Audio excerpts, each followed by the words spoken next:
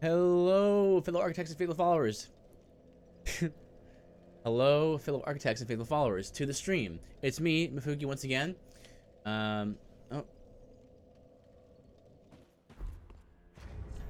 back, Warmaster. Continue using the Needle of Eternal Agony for a bit longer.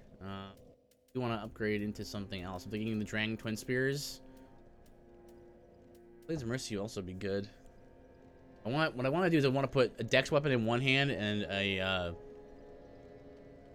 strength weapon in the other. I want them both to be kind of like mixture of both. Maybe Burial Bleed and Burial Cleaver.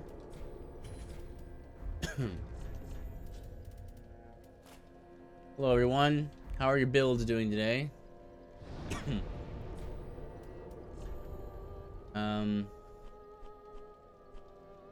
Last we left off, we beat Half-Light through a series of fortunate failures there, but we managed to do alright.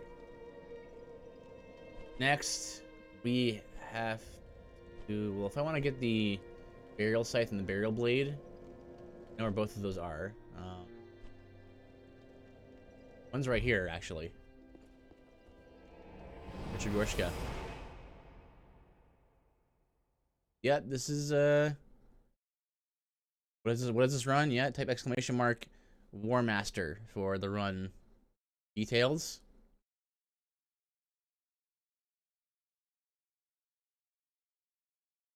Basically, kill what you see. Everything I run into, I have to defeat it. Your enemy, specifically. What's he?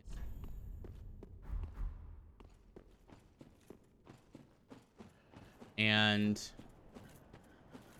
the main gimmick of the Warmaster class is that they specialize in dealing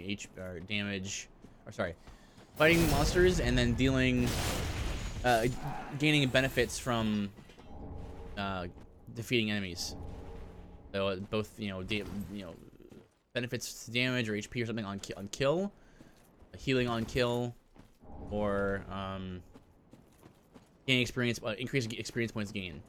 So they're kind of the class that excels in gaining experience points. I kind of like making classes that have that particular gimmick to them. There's Burial Blade. Yeah, it's C.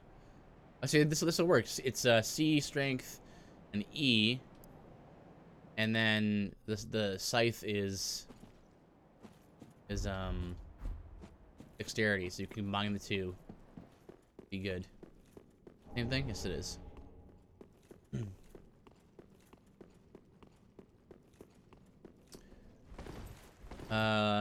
Difference between long sword, broadsword, and straight sword. Well, actually, like, it may seem like a lot of the weapons in these games, in the Souls games, are like the same.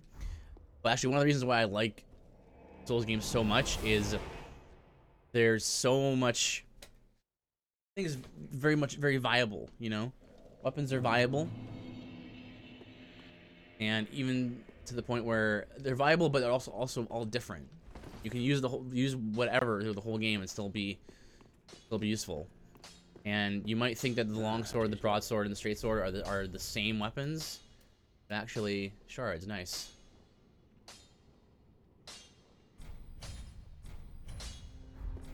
Shards. Be careful. But actually, they serve different functions, and there's a wide berth in terms of shards, eh? Ashen one. Sort of a wide berth and types of weapons there are, and weapons act kind of like characters, But within those choices are a lot of be careful.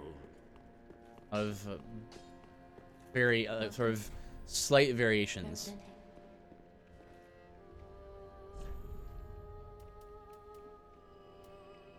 40-40.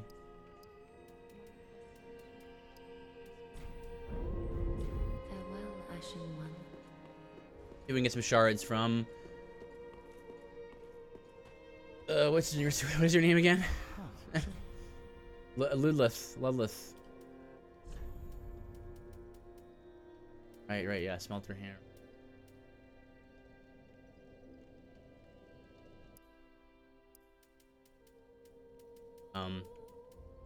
And even in original Souls, in the classic vanilla Souls, tons of options for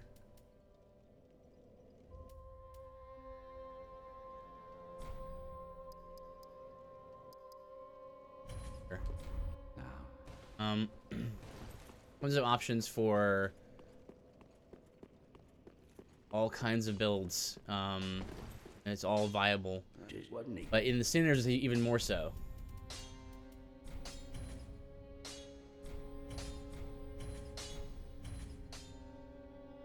Chunks.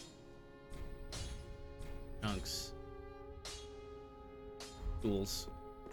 Be careful. So the difference between the longsword, the straight sword, the longsword, the short sword, and the broadsword are actually might seem very similar, but actually they're not.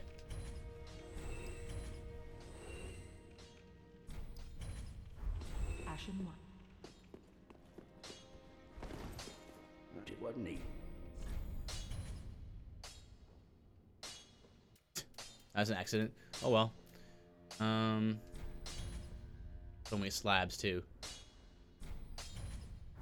Plus 10. Can I infuse this? Can we go strength? Yeah. Blunt. Plus 10. Oh my goodness, the scaling! What is this scaling? This weapon really likes being infused. Wow. It's like 100 more damage. Oh, we're getting more damage with this than that with the Needle of Eternal Agony. Lethal. 249. 274.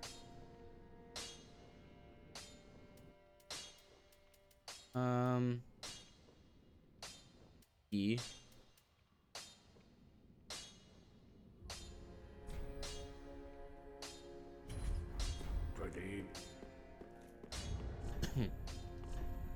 Switch to Burial Blade.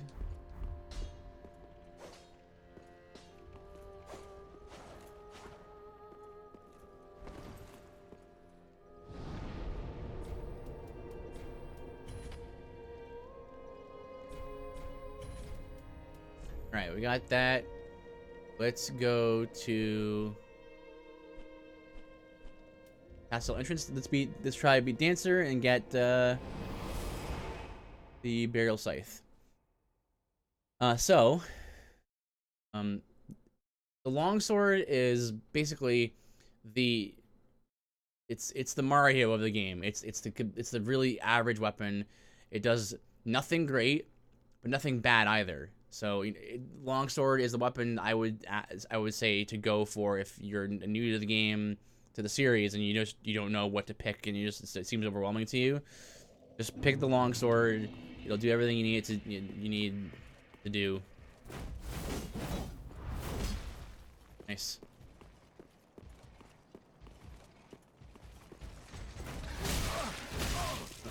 Okay.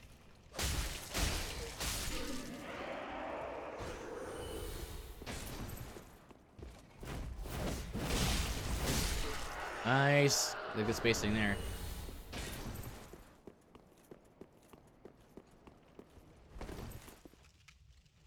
Alright, I don't need to enter here. They changed this.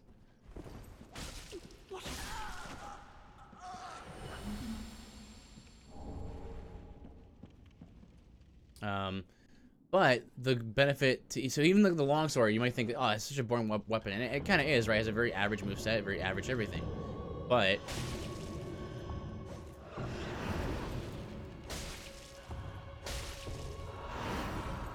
it's the one thing nice about it is that was a very bad dodge. Didn't die though.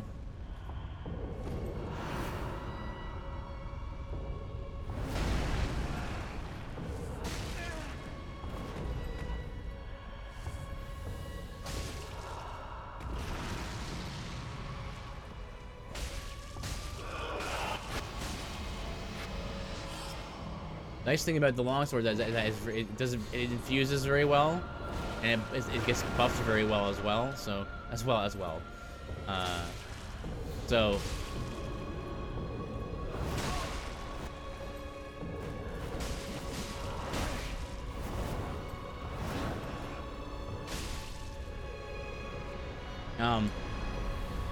so it's so even when you have a weapon that is kind of middle of the road, there's still a benefit to using anything, and that's the great thing about Souls games. There's a lot of horizontal incomparables, right?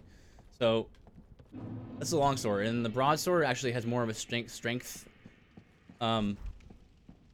focus, and it also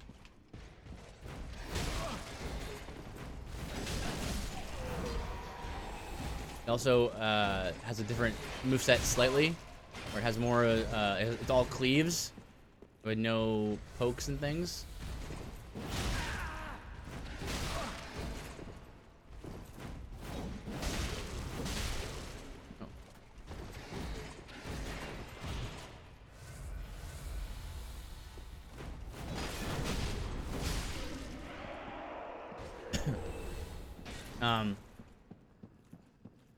But it's more of a strength focus, and it's put it better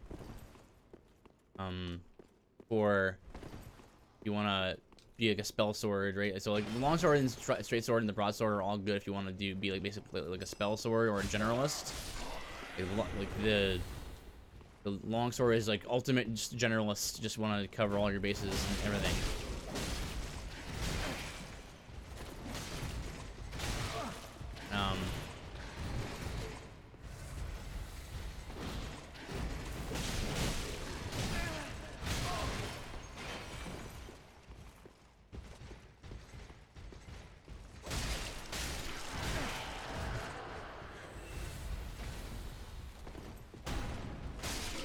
And the broadsword is a little more of a strength focus. So other weapons have a very much like a way wider variance. Like the variance between a dagger class weapon and an ultra great sword or a great club or something like that is very broad. But the difference between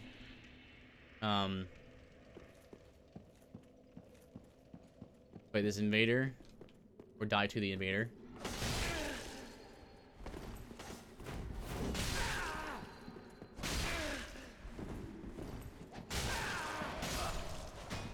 The difference between the broadsword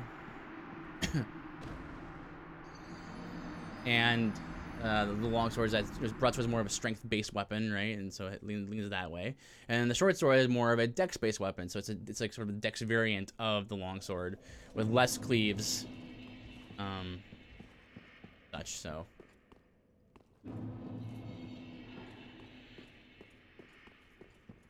and it's better for like if you're being a spell sword using items like bundles because they're quick, right? Quick to apply to weapons and stuff like that. So everything benefits from different stuff, and there's so many variables. This is the great thing about these games that I like so much is things stay viable, you know.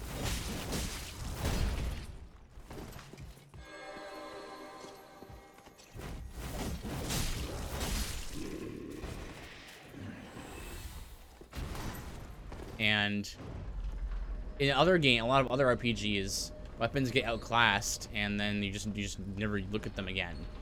Whereas in these games, they stay useful. You know? Yeah, So they have unique qualities. The Ferris bow has the triple shot, and it has the if you use.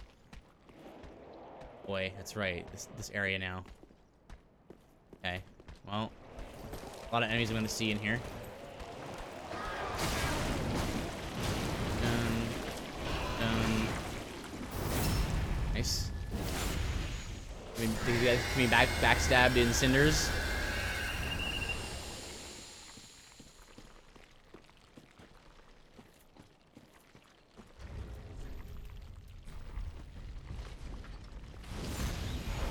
All those slugs down there. Whoa! Get rocked. Keeper Helm is defense plus, I think. Yep.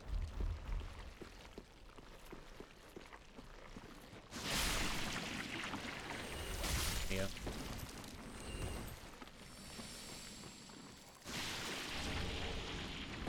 go. No.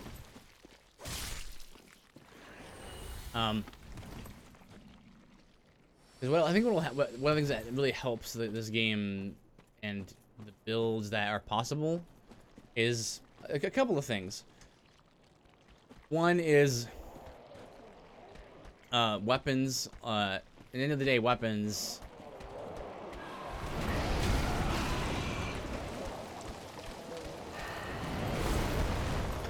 Wait for this one attack where they get it's a 5-hit combo. Nope. 1, 2. That's the one.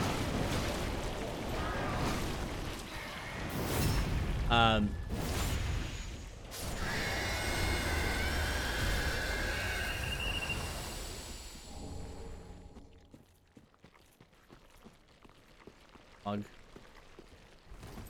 Have purple moss.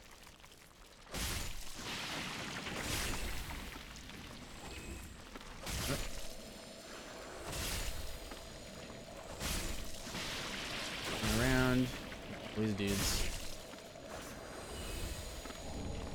Shadow that is light, attacking lights. It'll be hard to detect.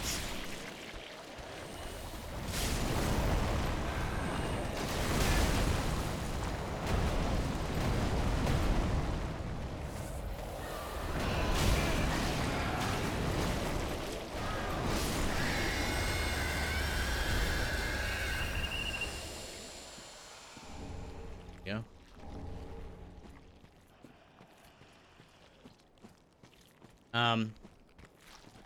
So the thing about the way leveling works is,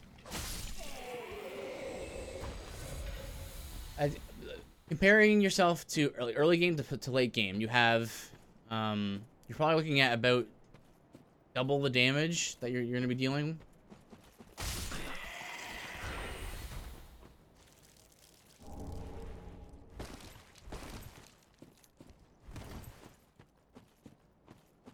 So, you get, depending on the upgrade, because again it's all in sort of different things, upgraded paths and things. But on average, generally, you'll end up with about 10% of your 10% per upgrade, 100% at end game. So the verticality is very narrow, which gives you an opportunity to jump off there. Which means that weapons don't get outclassed quite as much, you know? This is, I think, for me, this is one of the problems I have with MMOs and a lot of other RPGs, where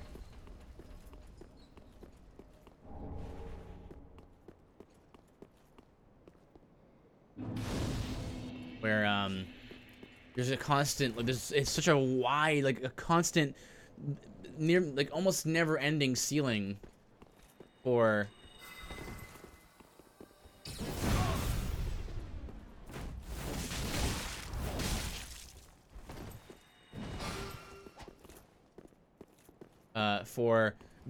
vertical progression, and I don't think that's a good thing.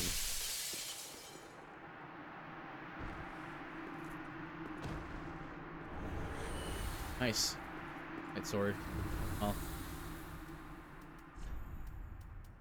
I think is, yeah, B scaling intelligence only Your intelligence sword.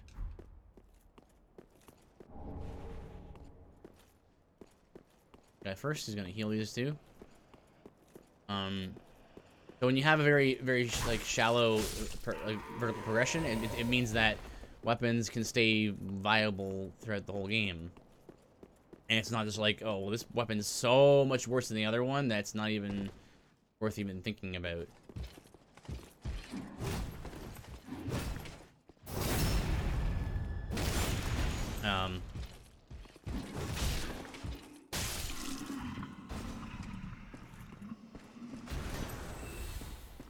And then you have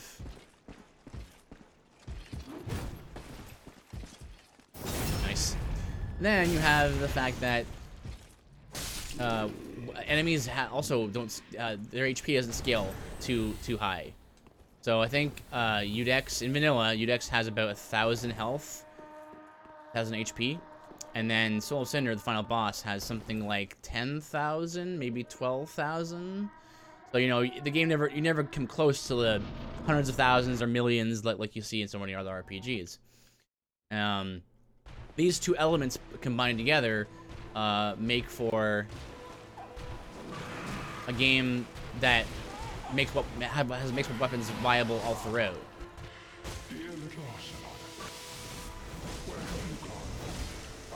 Ugh. What is this? Oh, right. No knees! No knees! Oh. Shouldn't. No knees. Yeah, that's why you use a shield! Knees, man.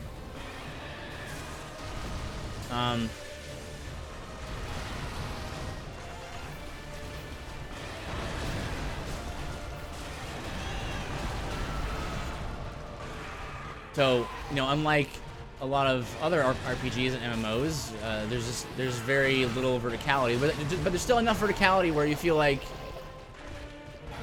you're getting stronger, you know?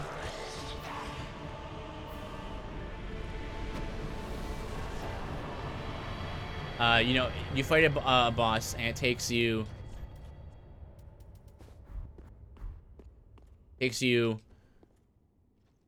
6 hits to kill a guy, and then you go from that. Then you start killing them in 4 hits, then 3 hits, etc.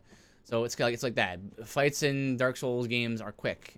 You die quickly, and so does your opponent, and that's kind of the way they're designed.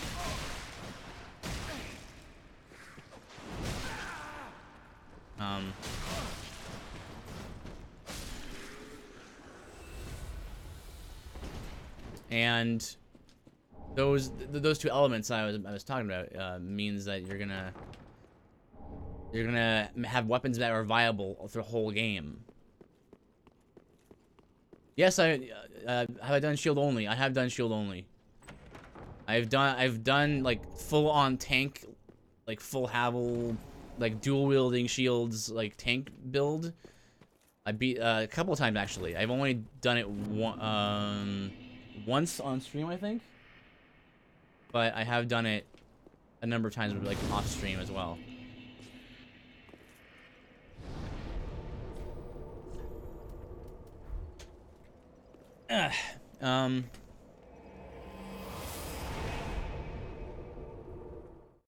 Let's see what else. Oh, the third thing that helps the game is the fact that you have.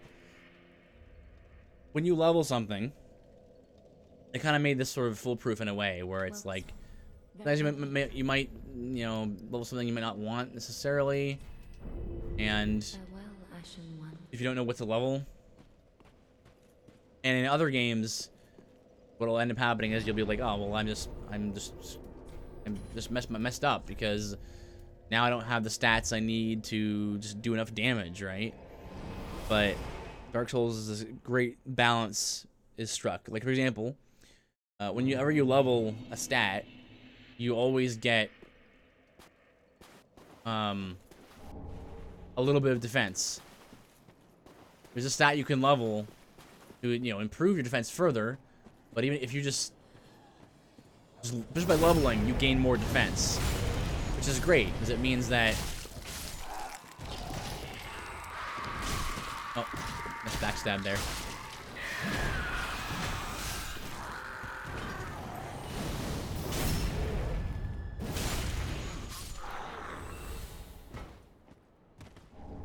Driving stone. It means that no matter what you're leveling, you're getting better. No matter what you're leveling, you're gonna be a little better off than you were, which is very good. And so those three elements together, I think the combination of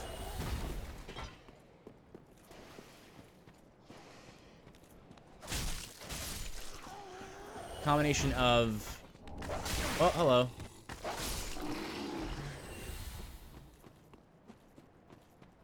Of low ceiling, low weapon damage ceilings, low boss HP and monster HP.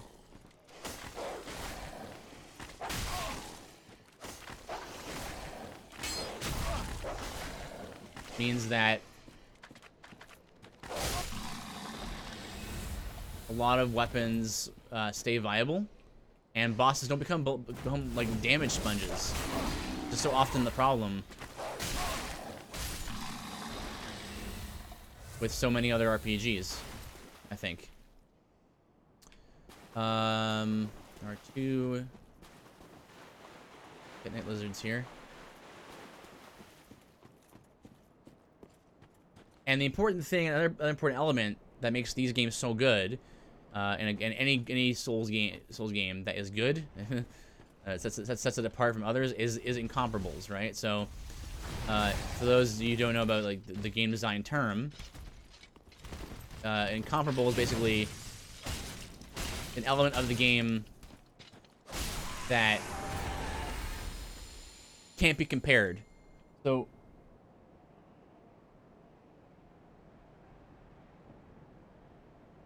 I just got a text from some Octo. So what is it comparable? Well, it's like this weapon has +5 strength on it. This one has +6 strength on it. You know, it's gee, I wonder which one I should pick. So that's not terribly interesting to me. Those are very straight up upgrades, and it's not like it's not. No choices to make there. It's just this other one's better than the other one. So there you go. But incomparables is what you're looking for, right? So, you know, it's the difference between this weapon does a little more damage, but this other one, you know, like this does a little more damage normally, but during this situation, it lowers your opponent's defense, or it does more damage against a certain enemy types. Oh, there's Crystal Held. No, I missed the backstab. Nice.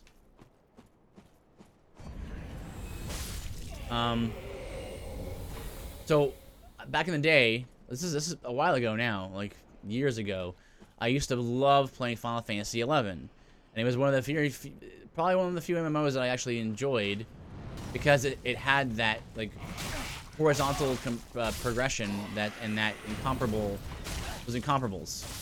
So there was kind of a meme that was common in Final Fantasy XI where someone would come on a forum and was like, so should I use this armor or this weapon or this weapon? And the meme that everyone constantly would say before giving like an actual more thorough answer. They would say it's situational, because ultimately that's what it was. It's like, should I use this armor or this armor? It depends on what you're doing and what you're fighting, and that's what you want. You don't want your RPG to just have the same stuff. Oh. And in every weapon, you know, because you want to be able to pick up a piece of gear and be like, oh, that's cool. I wonder what it does. Also, another thing that helped 11 was like, even though there was this is also why I like Dark Souls so much as well. Is even when you read the descriptions and stuff, you could like figure out what it did from that sometimes. Other times you just didn't. And there were hidden effects on gear that people had to just figure out through using it. And not all of them had that, but it was still a cool thing where it's like, oh, like don't take things for granted, you know? There is gear in the game that has hidden effects or has hidden potential. And so never pick up a piece of gear or a weapon and be like, well, this thing's stupid and is bad, because nothing was, compared to other MMOs at least, nothing was like bad. Period. It was just situational. It was good.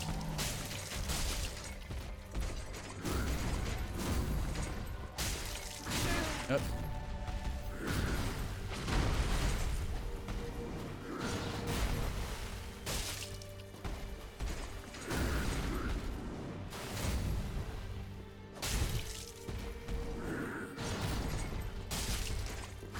Oh.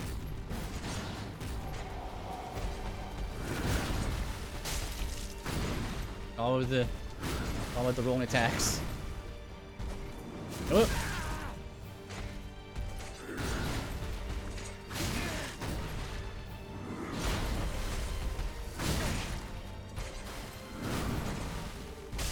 Oh, Gundyr. Not a fan of Gundyr.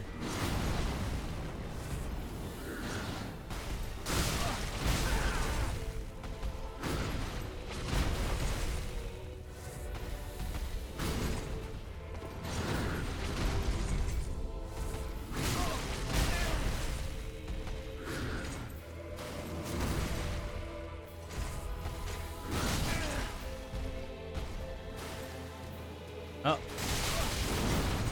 Oh, I didn't die. Here we go. So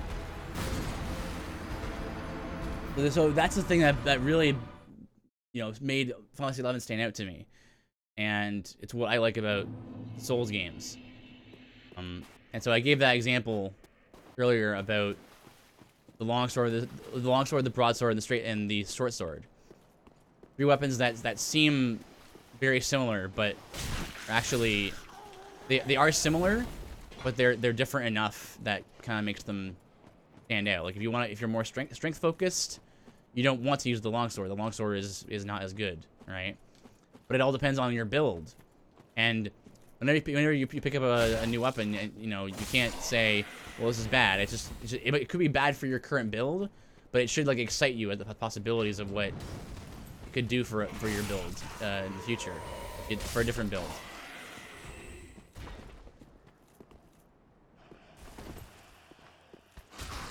Nope. Burial Knight set.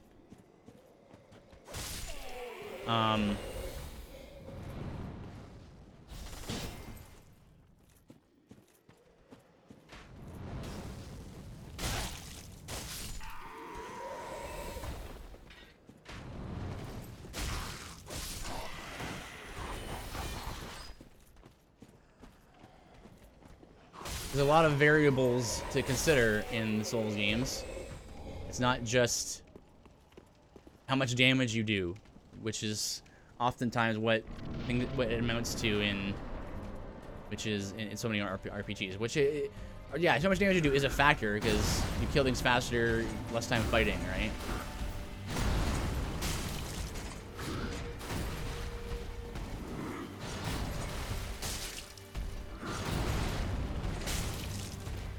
But there's more factors to consider than to that.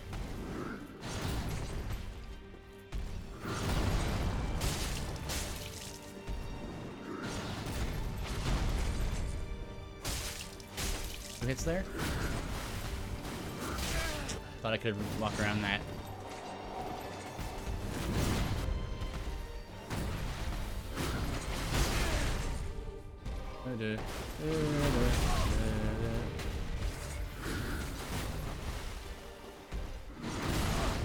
Bad roll.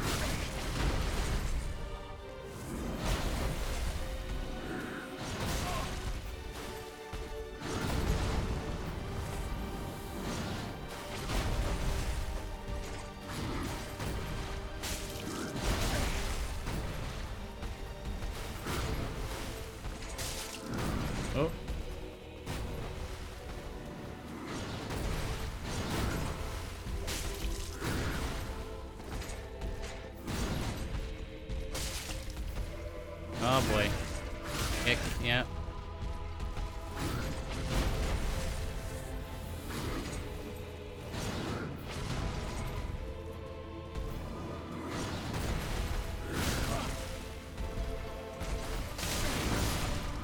So, not you don't just consider damage. You consider you know, reach, and if you're using a ranged weapon, the range of the weapon, its move set, and that's one of the differences between the longsword and the broadsword. Broadsword is all cleaves, and the longsword is not just that. But if you're doing more strength, you're going to benefit more from those. Oh, a chunk, nice. You're going to benefit more from the broadsword. And then the short sword is really good if you're using bundles to buff your weapons and stuff like that. So, what about the great axes? Great axes. Well, in vanilla Dark Souls 3, for example, you can get there's a lot of good incomparables between the great axes, but even more so in Cinders. In the way the game is modded. Well, I can talk about difference between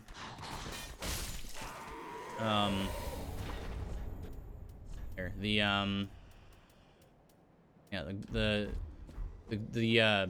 great axe, the dozer axe, and the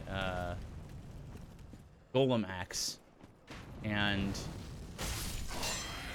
in this mod, the way this game is modded right now,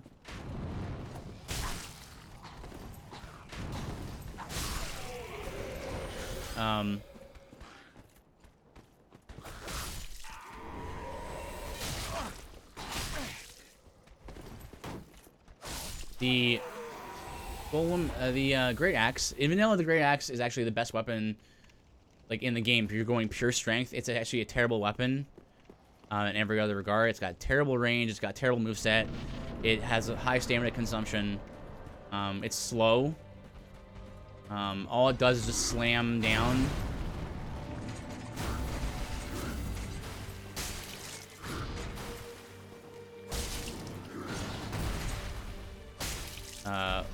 And the rolling attack is bad, has like no range. Yeah, it's just bad everything, but Great Axe does so much damage. Like if you're going like full on berserker and you don't care about anything but your how much damage you do, like go Great Axe. I've got Oh, Aridin. Whoa, sneak attack indeed. You actually startled me. Thanks for the boss weapons.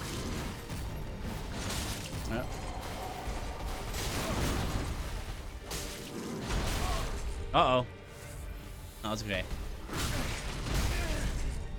Thanks for the sub, Aridin. 14 months. That's a terrible roll. So the Great Axe is like the primo, like, berserker type weapon, right? But then the Dozer Axe... But then in this mod, they kind of like wanted to further increase the incomparable nature of the Great Axes even further than vanilla. So you have the Great Axe becomes like a high shield breaking weapon, because basically when you hit an opponent's shield, it consumes a certain amount of stamina, and how much stamina is consumed depends on that shield's stability. So tower shields and other kinds of big shields have the highest stability, and it consumes the lowest amount of stamina. Because once you run out of stamina while you're guarding, you'll be sort of inflicted with the shield break sort of status. And while you're in that status, it only lasts for a moment, but in that status, you can be hit for critical damage. So the Great Axe is very good at doing that. It also has very high base damage, or at least higher than average for sure. And so the sort of new weapon to go to if you're going like full on berserker in this mod is the Dozer Axe. It's like just full on strength. It has no scaling and anything else, but it has a very high strength scaling. So there's that. And then the Golem axe, and they also share the same moveset. So even though, yeah, shoot me. So even though they share the same moveset, they have different functions that makes you want to choose one over the other, right? It's just Ember, I think. I have enough Embers. Hopefully I don't need the Estus flasks I just used.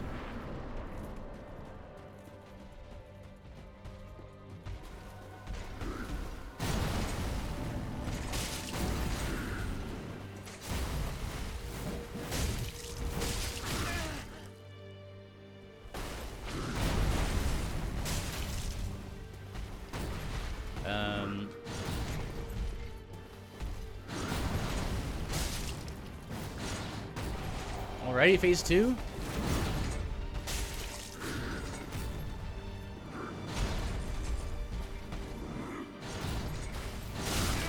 Okay. Yeah. Get me here? No?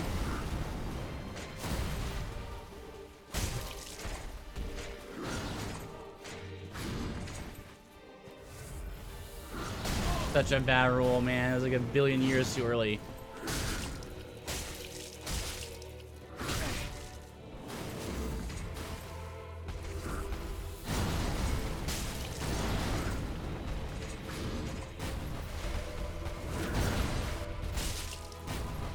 What I can say for Champion Gundyr is, one thing I really figured out if you're not parrying him, he's actually weak to parries.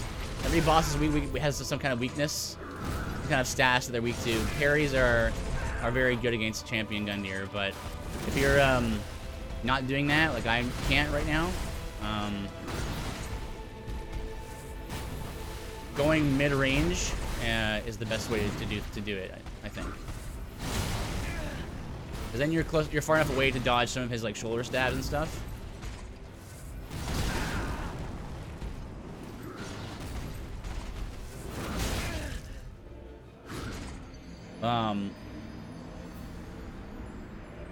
But anyway, so there's a difference there, and the Golem axe has more of a strength dexterity scaling. So if you're doing quality builds, like mine, I'm a 40-40. If you look at my strength and dexterity, that's 40-40.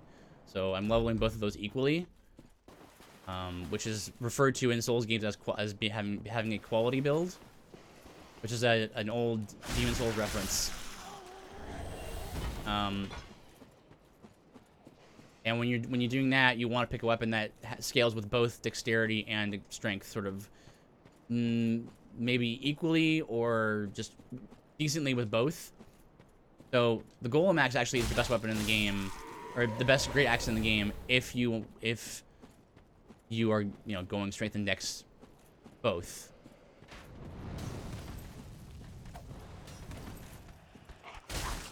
No, it's 2 hits to kill.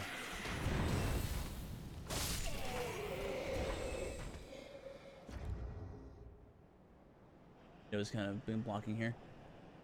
I don't know if you were looking forward to my stream today, but I've been having some really bad back and leg pain, so I took some painkillers and ended up sleeping all afternoon. Oh dear. Oh. I'm sorry to hear that, Airden. Is that like a recurring thing, or did it just happen today?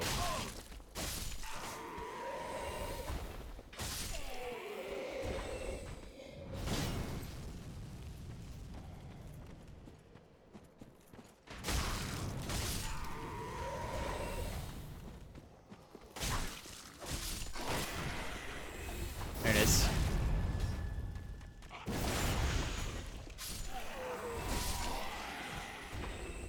Ah, that's kind of a waste. Fine.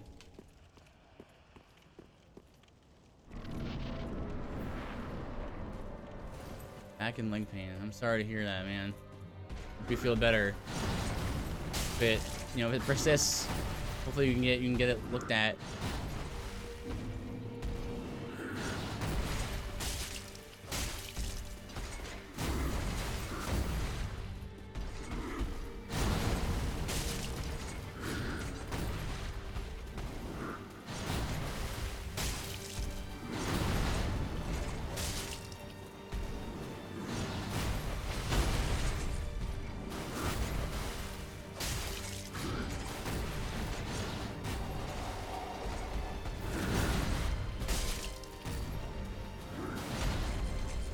the shower and sprained my groin. Oh dear.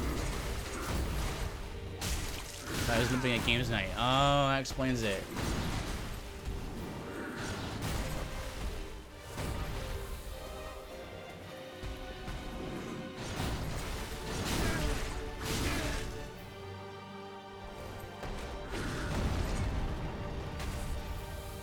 Yeah, just extension of that. Okay, well that's good then. That means that it's not like a permanent thing or anything.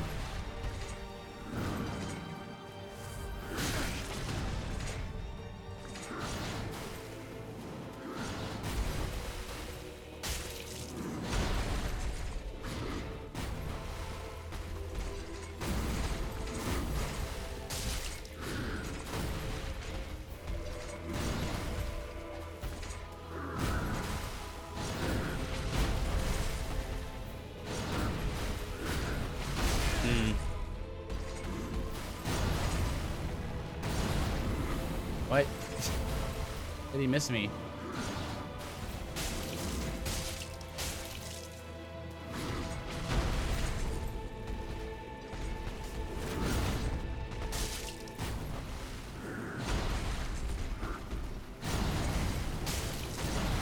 Luckily this weapon's pretty fast, so I can get a hit there.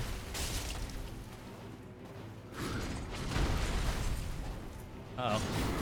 Oh.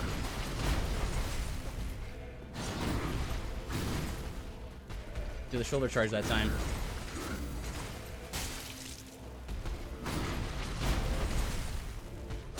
Nice. GG. Man. He's yeah, he's not the easiest fight in the game. I usually end up probably, I think out of all of my playthroughs, I think I get stuck on Champion Gundyr the most. Maybe one of the DLC bosses, like maybe Friede. I guess I got him more often, maybe, but yes.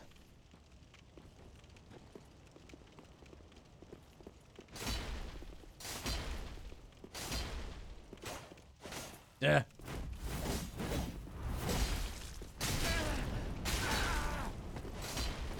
Ow. That, yeah, one of these lovely NPCs that I love to fight. Looks both ways.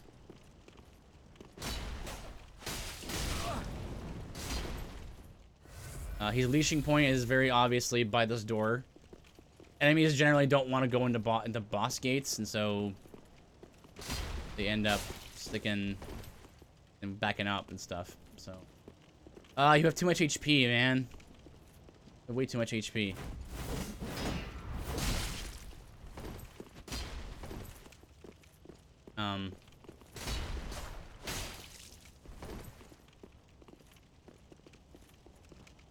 But such as the way these games work, right? You're gonna. Every build has issues with certain things.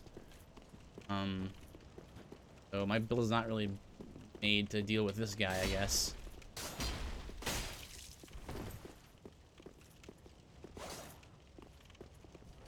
I have a better, different move I can maybe use.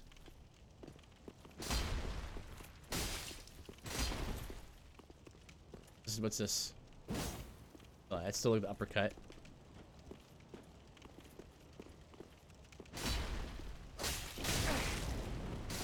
See, that's the reason why I don't really like fighting NPCs, because like these like player character type NPCs, because you never know when they're done their turn. Usually, when you fight a monster, like other monsters, you know they're done.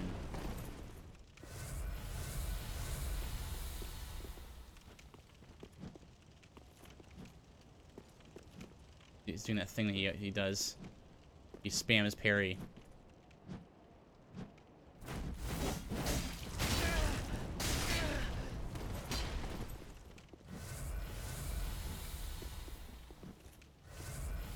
Yeah, 3 of my S's plus 7s to heal all the damage he does to me.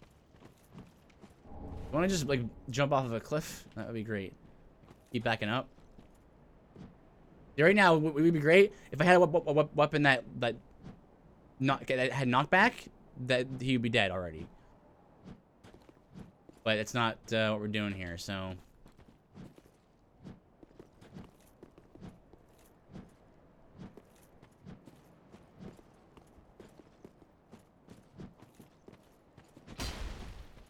I'm hoping Haki's AI will like bug out and just fall off a cliff. This is what I mean when I talk about the incomparables, right? More fun for me when a game offers you all these kinds of different statistics and qualities to a weapon or to an ability or what have you. Right? They're apples and oranges, so they can't readily be compared. What is best depends on the situation. Do I have a knockback weapon? A lot of times it doesn't tell you that.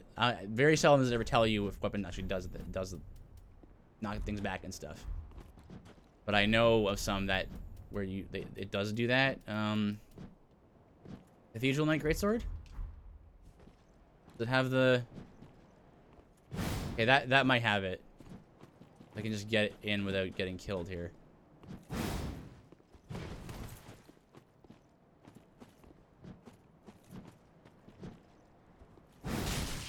Yeah, come on.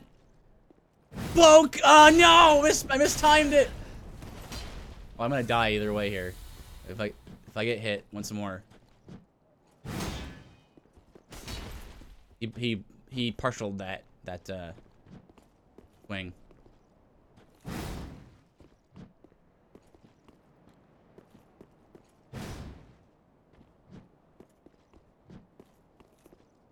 Oh. Next time.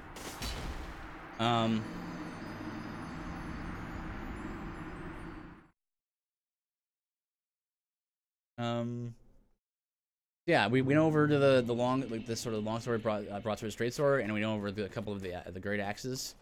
A number of the bows do the same thing. The bows,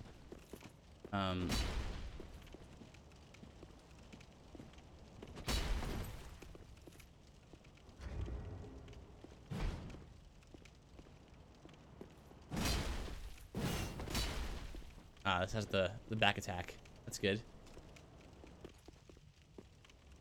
Here's another example, right? So, this weapon has that like column. So that's great, but it also has a back attack. So like if follow up, the hitbox actually is still active the entire time it swings. So, a couple of times when I've fought like two enemies, I didn't know one was coming up behind me, and like I swing down with the one R1, and one comes up behind me. Oh no, R1. I swing back and hit him as just as he's about to backstab me and stuff like that. That's pretty cool when that happens. Spacing. And then the range as well. Like range is a factor. Oh, there's a big difference between this and this and this. That's a big difference in range. Or that. Great Axe as well has like very little range as well. What is it? Cathedral Great Sword. Alright, dude. Come on.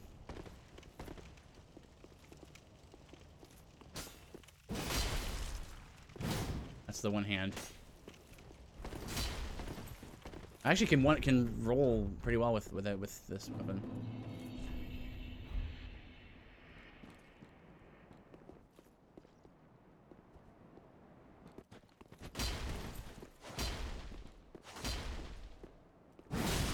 Nice.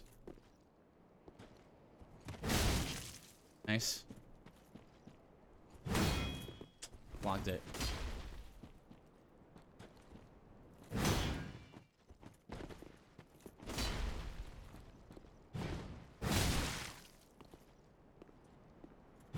Mmm.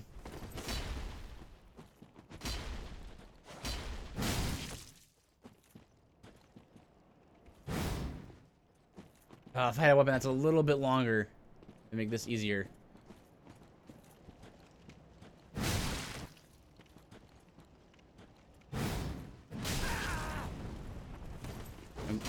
I would have died there if he didn't do a full charge attack there.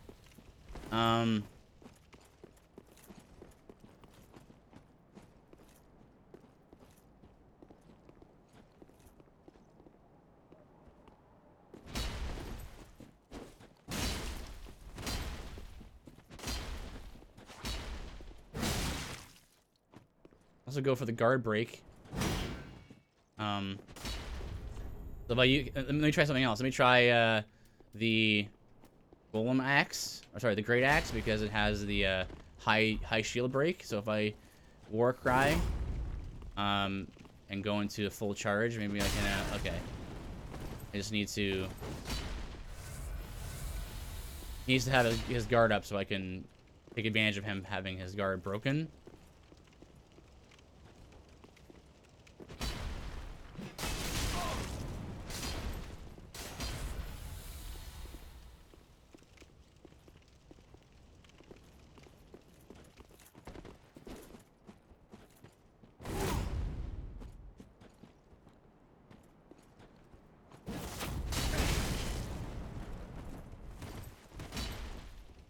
I just hope that he guards the way that I want him to.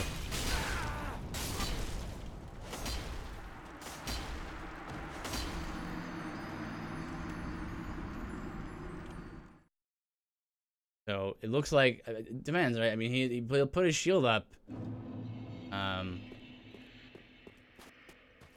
but not long enough. Some enemies will just hold their shield up more so you take advantage of that.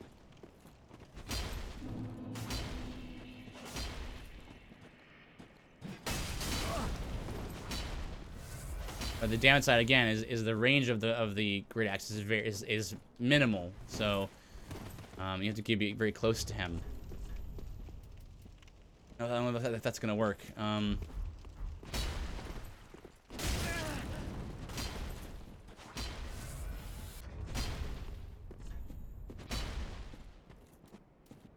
Max.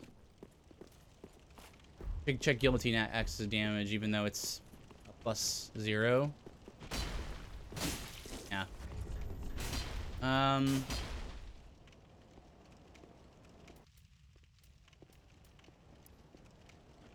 BE scaling ultra. 100.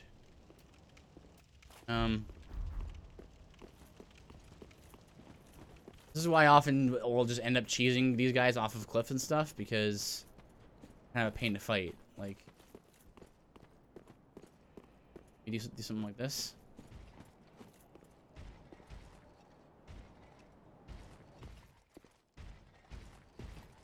It wouldn't be so bad if they just didn't have so much HP. Like, oh, interesting. He de-aggroed.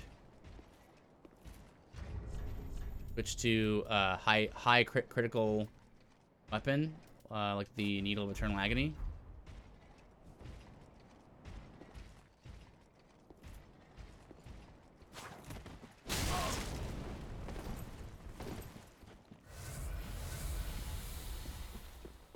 So criticals happen when opponent is shield broken or has like shield break, or when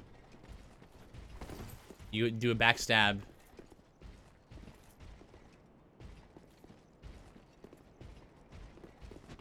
Come on, you're so close.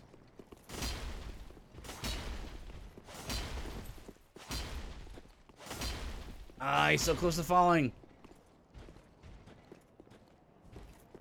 Right here, right here, right here. It's a little outcropping.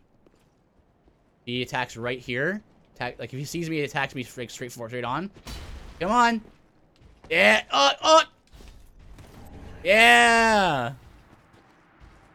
Yeah. There you go.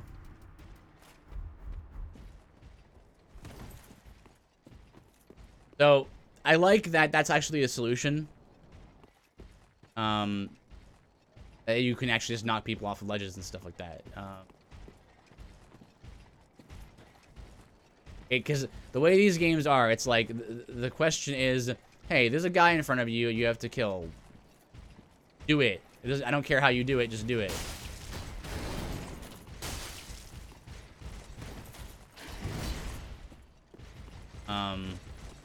So I like that.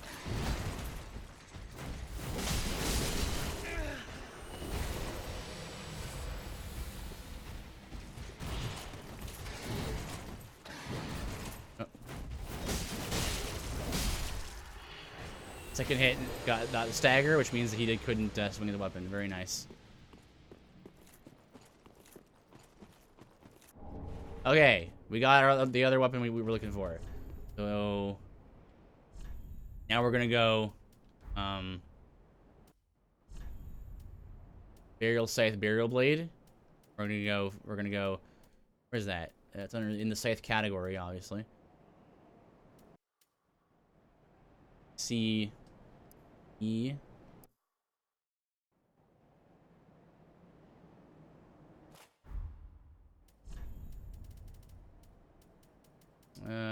Burial blade. Yeah.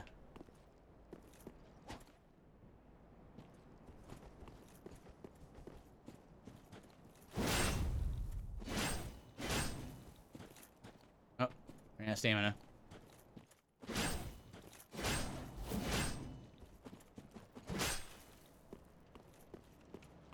Nice. All right, let's see what this takes to upgrade this thing.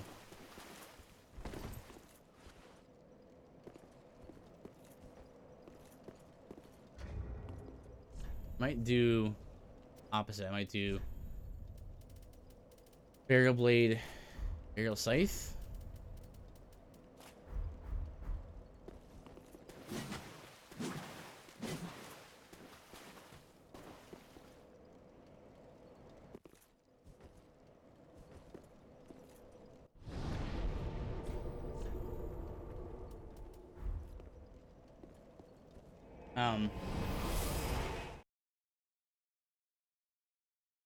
What was I gonna mention here? Someone mentioned about bows, right? So a bunch of bows in the game that do different stuff. And you actually saw one of the bows being used in the Half-Light fight that we did last stream, where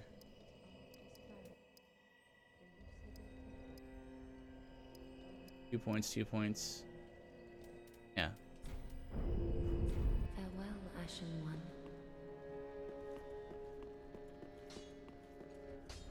Where the special attack on the white birch bow has like the explosion that like explosion of white light. That's what the Half-Light was doing to me. It was really annoying. Yeah, you can do it too when you find the weapon yourself. Scythe. Shards. Take shards. I was like lousy with shards in the beginning of the game. Now I actually need them.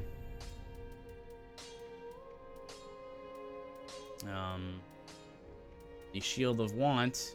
I want to equip that because it gives you more souls when you kill enemies. That's why we're using that.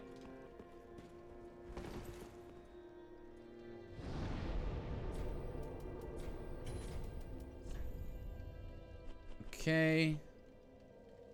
That's that done. So what have we beaten? What do we have to beat next? We got Orceros. Got that done. Beat Crystal Sage and Abyss Watchers. We got Beacons of the Deep. Wolnir. Old Demon King.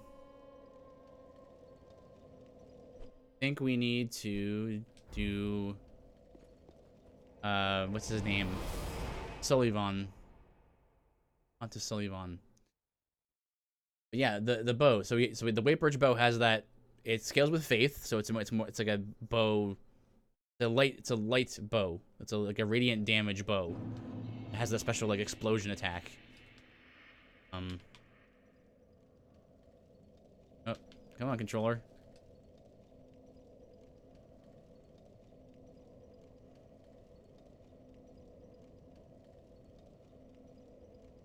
There it goes. And then the moonlight bow is skills with intelligence and does more damage when you use moonlight arrows like paired up with it. The difference between the long bow and the short bow is kind of similar to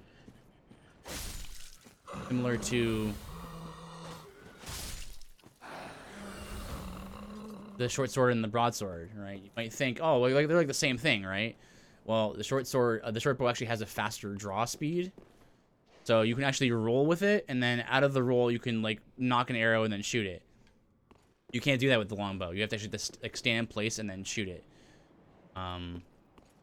So there's a very clear benefit there. So that's why the thief starts with the short bow, because it's like, you know, you're nimble, right? So you're dodging a lot more and then shooting arrows and stuff like that. But it's not as strong as the longbow. And then you have the Dragon Rider bow, which is a strength-based bow rather than, like, most bows are dexterity focused, as you might imagine. There's the Crisp Blade, which is I think it's like a magic.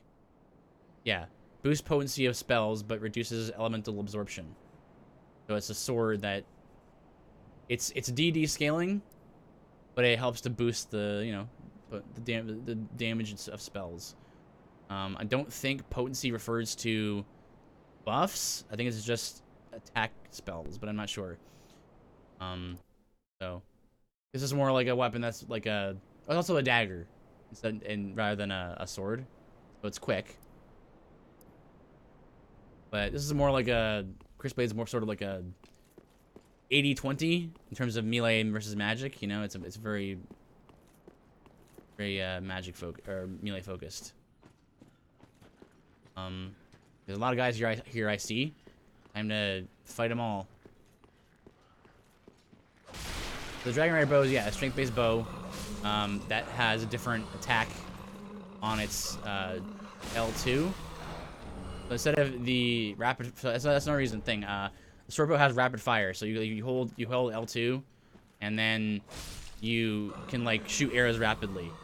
The Dragon Rider bow doesn't have that. It has puncture, which shoots like one powerful arrow. To like penetrate shield and stuff like that.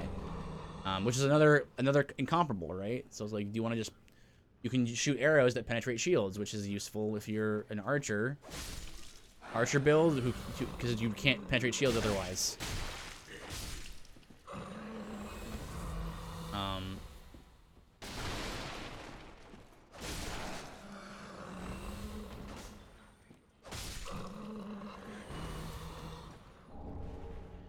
Pistol, it's just an item you get. You can the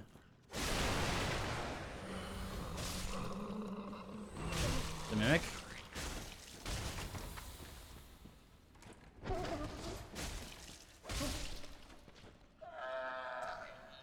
Blonk.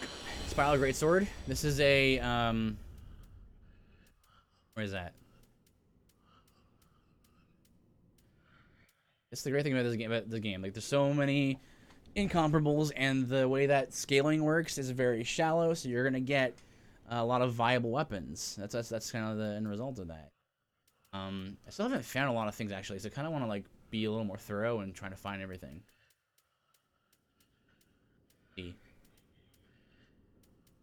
Where was it? It's a greatsword, so it's in this greatsword category, which means it's right here. So yeah, it's mainly a dexterity greatsword, which is uncommon. Beacon Storm is an attack that is lightning. Like, even though there's no lightning on this weapon, it causes like a thunder strike and like a wind blast happen. I could probably just show it off, I think, right? I have the stats for it.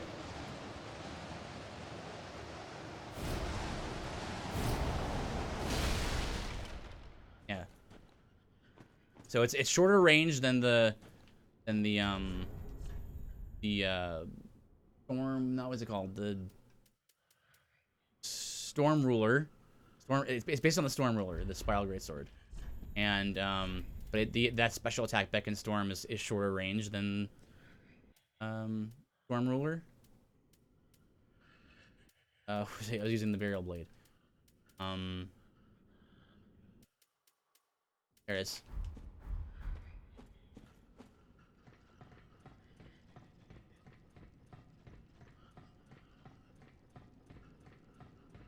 Yeah, this has the prying wedge special that I've been using a little bit here. Items as well. Oh, I saw that guy. I'm gonna get him. And over there.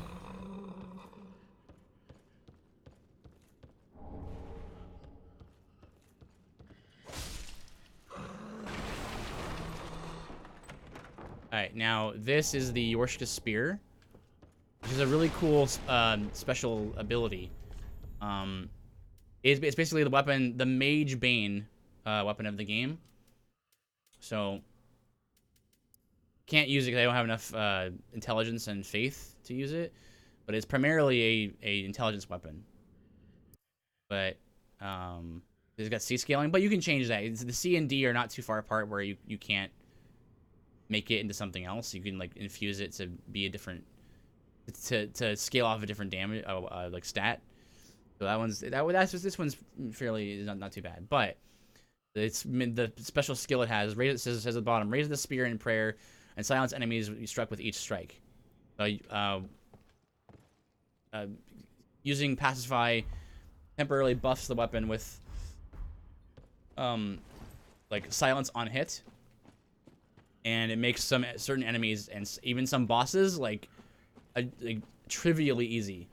I used it a couple times, like I think just once to test out how it works, and it made Aldrich like the easiest boss in the game by far because he couldn't do anything.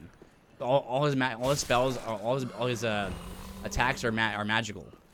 So he literally just stood there and was like, gonna teleport away now, bye, because like his teleport is not magic. It's just part of it's like it's a spell-like ability rather than a spell, so he can just like teleport away and stuff like that, which is whatever. But his other spells, he couldn't cast any of them. He would try. He would like do the animation to cast it, but nothing would come out, and it was really cool. I love that weapon for that. Valor Heart is placed here rather than as a reward for beating the champion's Grave Tender, and Valor Heart's special qualities is that. Hello. This guy, get this guy. Oh. Is that come on. You can block while attacking with it. So like you can actually wield this too. It's a CC. So it does have it has lion stance. You can do the things with it. And it's a shield and a sword, so you have to two-hand with it. You're in your shield and sword. So that's like it's basically the moveset of the champion's Grave Tender. That's like a shield dash. And one of the next features is like this attack right here. That jump attack, you have block frames while you're doing that. So. You can notice that like your character will hold up his shield and then like strike come down with the weapon. That has all block frames.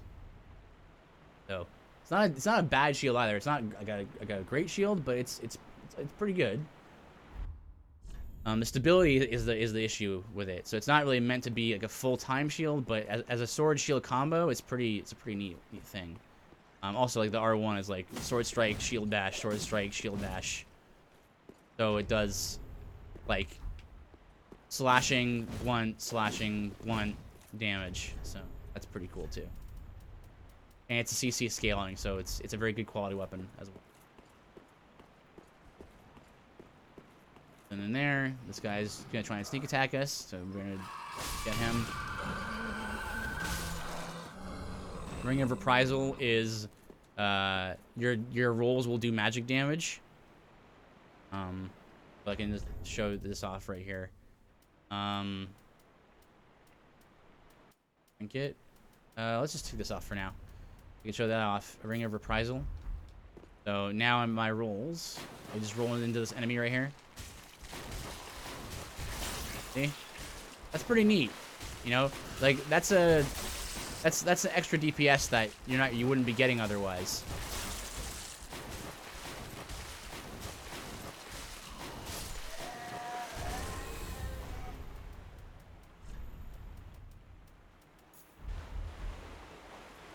So, yeah.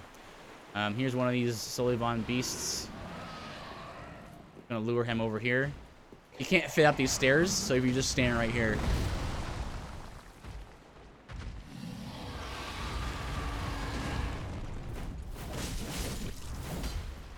Dang. Dang. We're having your HP, dude. Did not think I would be able to one-shot him with one prying wedge. There's some items here. These are usually green blossom and stuff, I think. Which is good.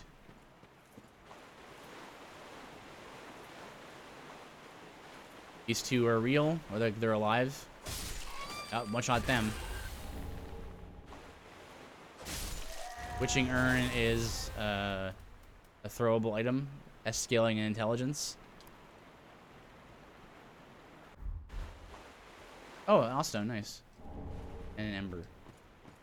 Actually, I'm not embered right now.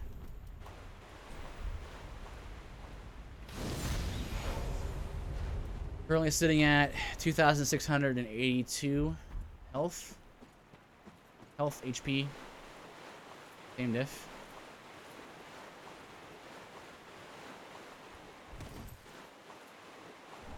Yeah, Green Blossom.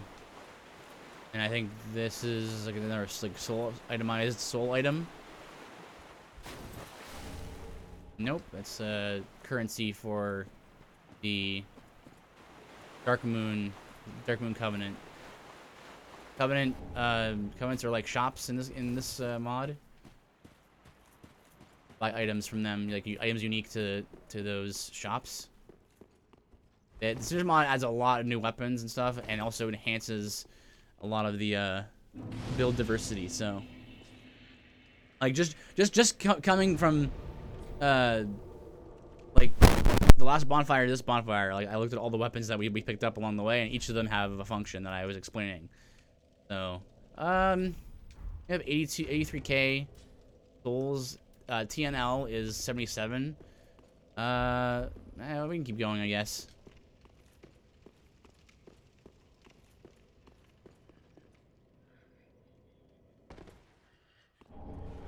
Now.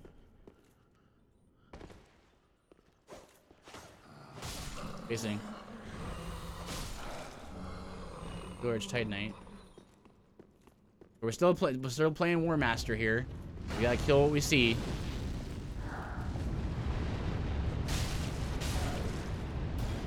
The aerial blade, too good. Plus 10 burial blade. I mean we do have like end game stats right now. Like, and we have end game stats, and one of the benefits of Warmaster, even though we have to fight everything we see, there's we don't have to go this way. We went this way already. I just realized. Even though we have to fight everything we see, the plus side is we get a lot of levels. So like we're actually end game level like stats. Like we're over level 100 is end game, and we're not. We haven't beat all the bosses yet. We have to still do the DLCs. So I see that Sullivan beast again. Gotta go beat him up again. So like usually by the end of the game, I'm usually around level 100. So to be a level 111 at this point is significant.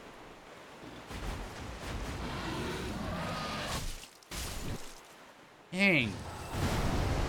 That is crazy town.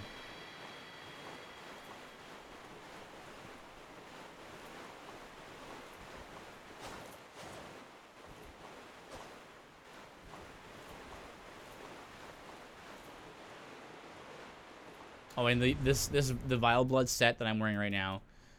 Decent defenses. The main reason why I'm using it is because it absorbs health from fallen foes, so it fits the build very nicely. Get out of here. You know, the whole gimmick is to gain benefits from defeated foes. You know, get stronger every time you defeat a foe, and so it fits, I think. See, all you dudes.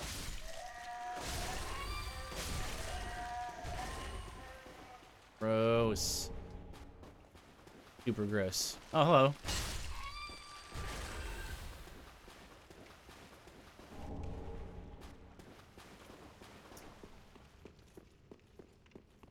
Of course, yeah.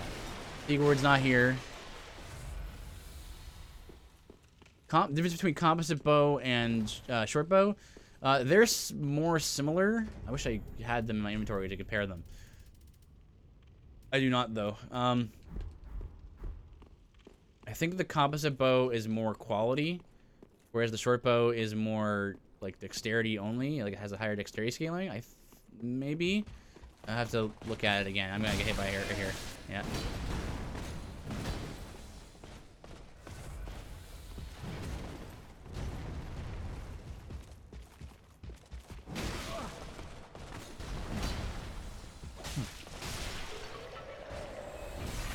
Ouch. Gotta head up here. Head up here. Get prying wedged. Oh. He poised through that.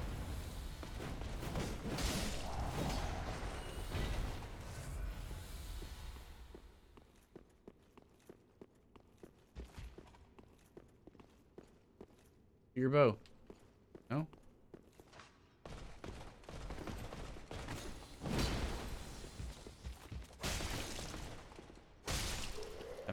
That upswing right there. Like, here I come. Yeah. Gotta have your tells, right? Otherwise, people won't know how to react to your abilities. Oh, go. There's frost in there.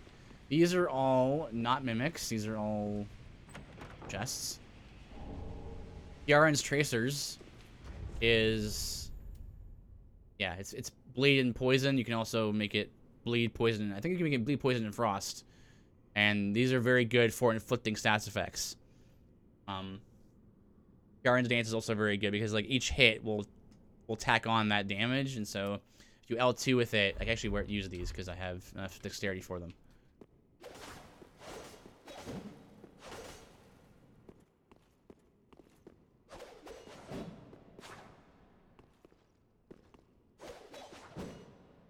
Yeah, so like each of those hits is like poison, bleed, poison, bleed.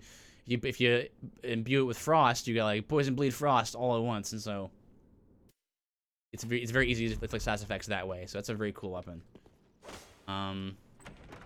This is the Smoke Great Hammer, very slow, but it's got some good range. 50 strength. It's mostly a strength scaling. It also heals you when you attack. It's like has lifesteal. And has the war cry as well.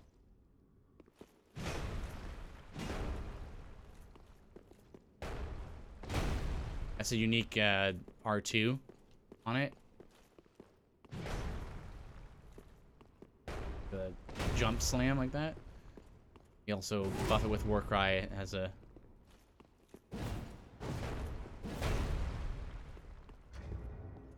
so it's got some good coverage. I mean, it's massive, so, and like the hitbox on it is quite large, as you.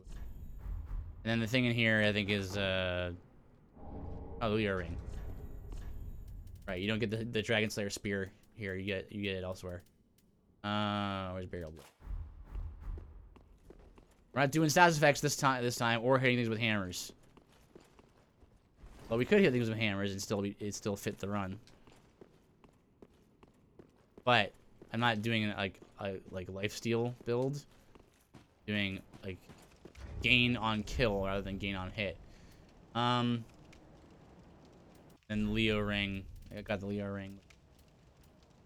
Increases counter damage. Where's the Leo ring? Yeah, strengthens weapon counterattacks.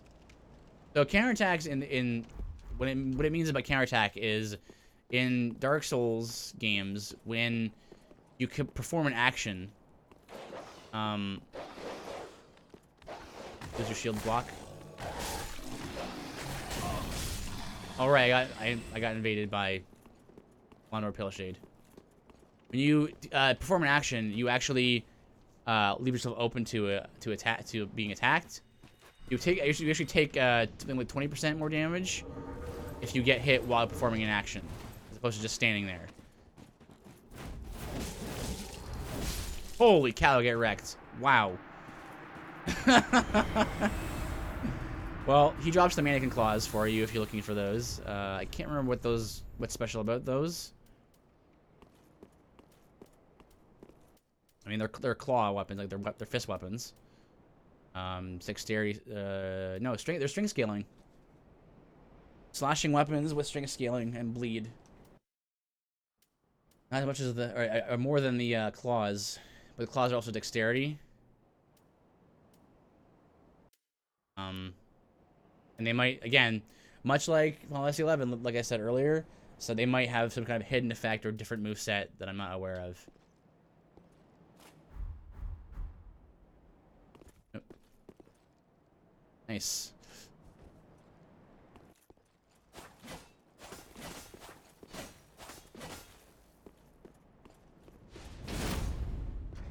Ouch.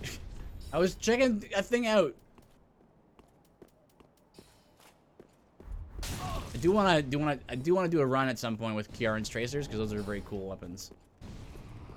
Get out of here.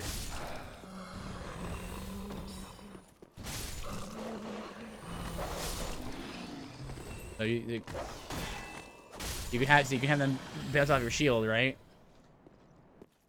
So dogs are usually a very annoying enemy to deal with.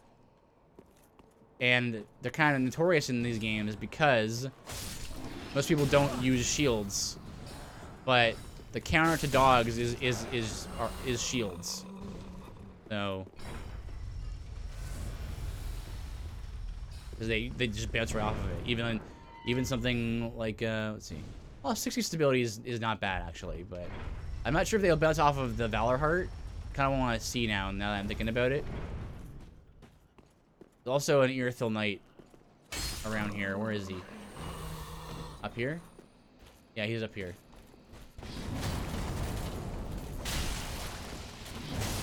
Holy cow, 2 shots.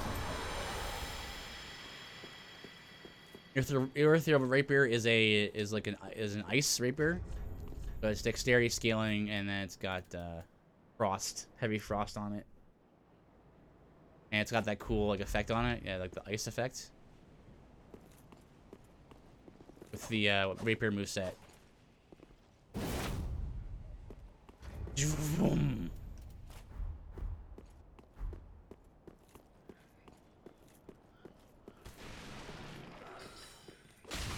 Oh. Guys are not really a big deal, but they do curse you.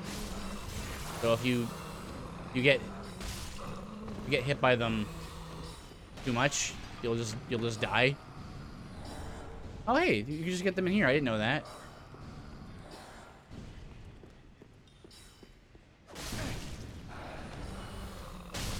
Ouch.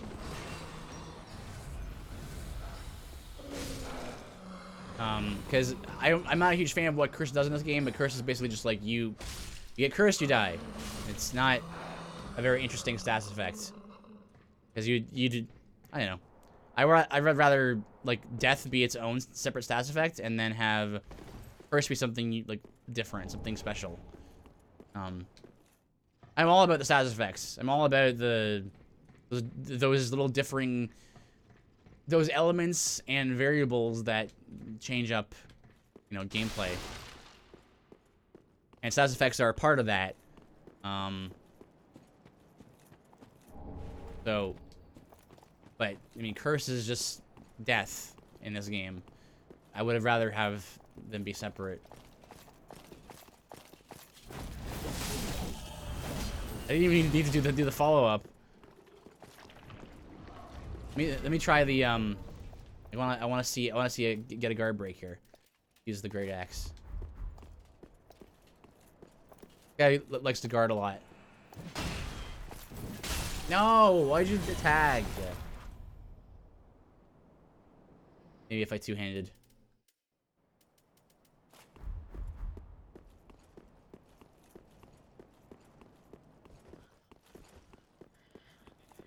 Okay, there we go. We're gonna open. I see that fire witch over there.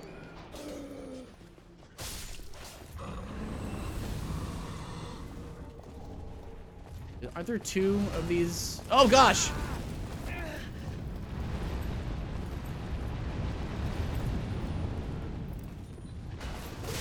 Ah!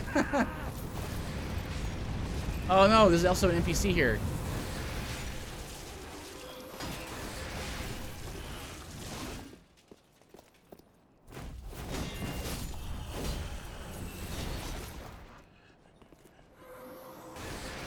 Oh. Oh, dang. Compared to father, that's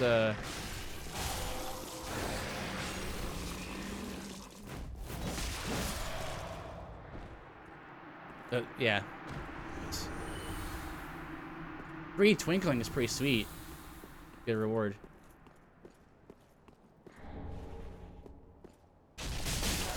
Her gimmick, that NPC's gimmick is that she gets stronger the lower HP she has. Because she's using the Morian Great Blade, which I think it might be in one of these chests. This is the mimic. Don't kick it. Yeah, Morian Great Blade. Which does more damage depending on how low your HP is. Where is it? Great Blade. Yeah, boost attack whilst at low health. And this is the also mimic.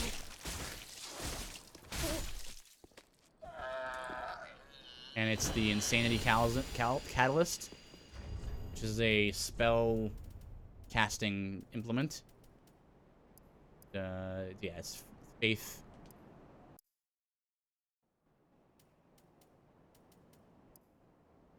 Boost potency of miracles at low health. So that's like the lower health you have. Yeah, the better your like radiant abilities and stuff will do. I'm not sure if it affects heals or not. Great Lightning Spear is just a sort of an upgrade from Lightning Spear. Great Lightning Spear is just gonna do more damage, but it also has a longer casting time and costs more FP. That's a consideration as well. Also, did I beat up Pursuer yet? Pursuer should be around this corner. No, I didn't.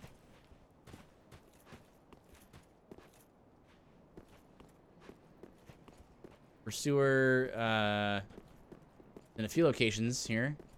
Yeah, Pursuer from Dark Souls 2.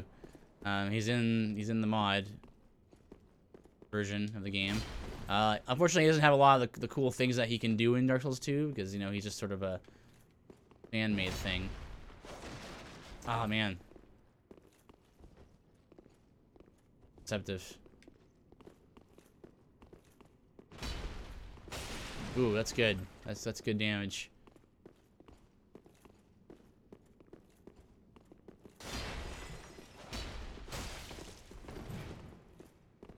So I'm kind of baiting out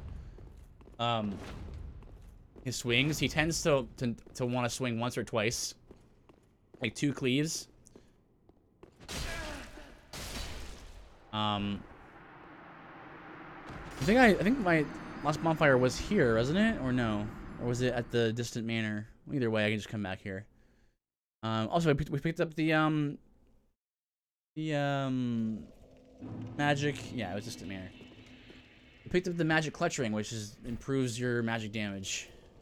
At the cost of your defense, I think, or elemental defense. Oh yeah, as well. Dexterity-based katanas that absorb HP on hit. Right? Clutch ring.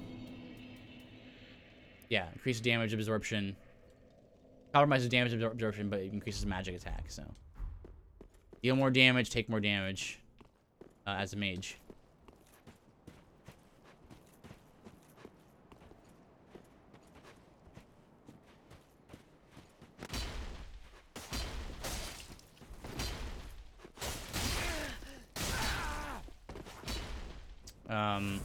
The stagger on a lot of great swords will often stagger you long enough for an opponent to get 2 hits on you.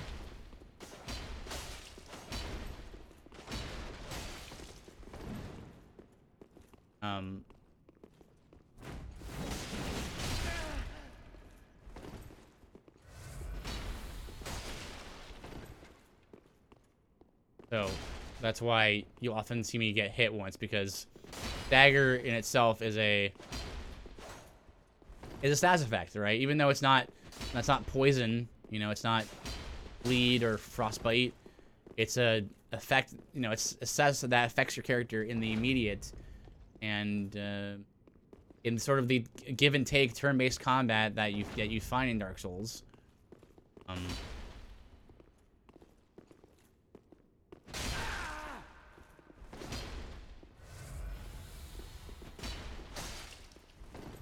That's kind of what you'll end up getting staggered. And staggering oftentimes what means kind of like losing your turn, and so that's gonna be bad.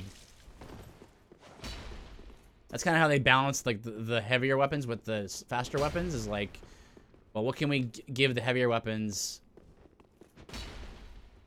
to encourage using them over the faster weapons? Because you'd think, well, if you just use a fast weapon, then you just do damage faster and then you win, right? But the stagger on big weapons is usually quite high. So, on follow up. I'm waiting for the 2. The 1 attack is risky to go in.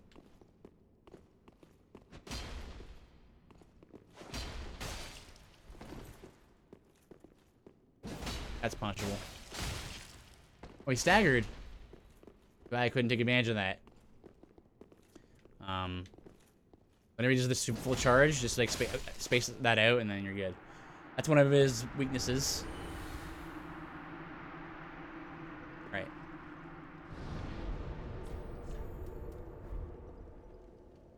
I wish some of the NPCs, more of the NPCs were like him, where like they're properly like balanced out. So there's clearly an AI trick to them, because the premise of good AI is based on the fact that they're abusable in a way. Like you can figure out a pattern to them.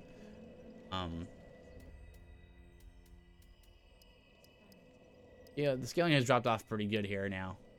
Getting 1, 2. Getting very little damage for my strength levels now. I think just more HP might be the way to go. Just start just leveling HP. Farewell, Ashen One. Kind of in a position where we don't really need levels anymore. We've already leveled well beyond what we need. Going 40-40 is enough for most builds. If you wanted to go like hyper quality, you want to do like 40-40-40-40. That would take quite the investment. Like 40 strength, 40 dex, 40 intelligence, 40 faith. There are some weapons that take advantage of like being that spread out, and those investments are usually, you know, they can be worth it because you're getting damage scaling from all 4 stats then, you know. It all depends on what weapon you're using. Oh, there you go.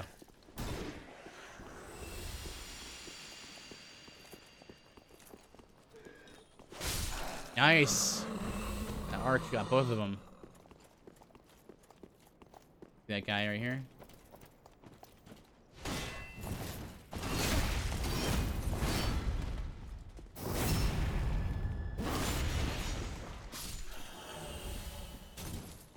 That scythe guy that now. By pure luck. Oh. Dagger. Frost gem. That allows you to buff your, or to infuse your weapon with frost. So you actually kind of want to see what, if you can buff Kieran's daggers, Kieran's tracers. So Yvonne. I think just circling left or right is good enough. I can't remember which side now. I think right.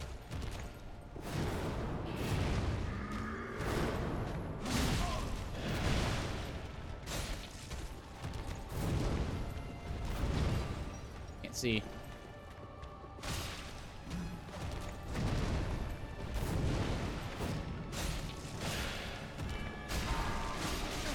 Oh.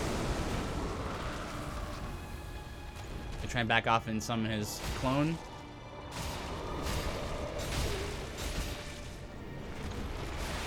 Nice.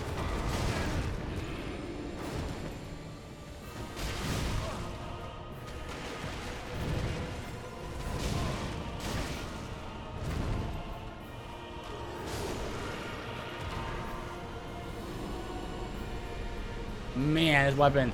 End game damage right now, man. That's good stuff.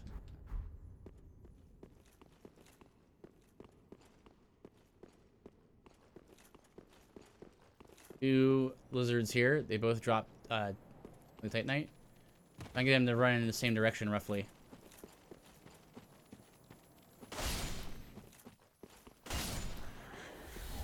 Nice. I don't think there's anything else here. I haven't like played every area thoroughly to know where everything is. I know there's some weapons I'm missing I have not picked up yet.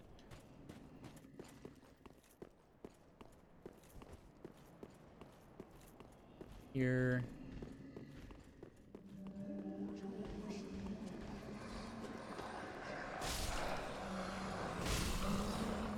Invisible dudes. You can also gain the ability to go invisible, and enemies do react like in a similar way where they don't see you.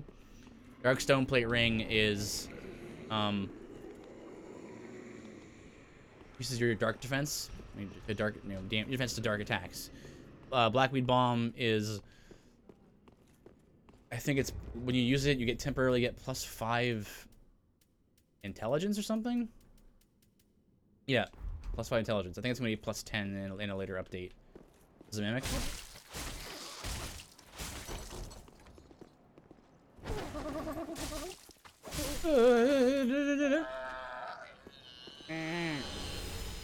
Osman of Beasts. Right. This is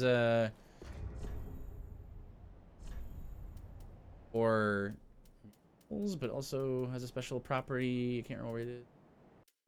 It's DD, first of all, so there's that.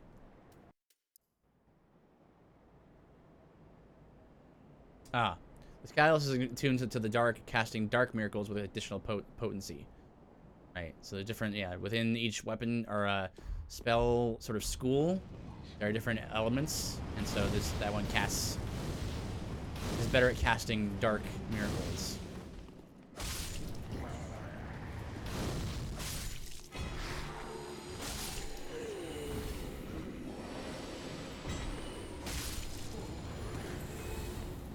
Dudes right here. Oh, hello.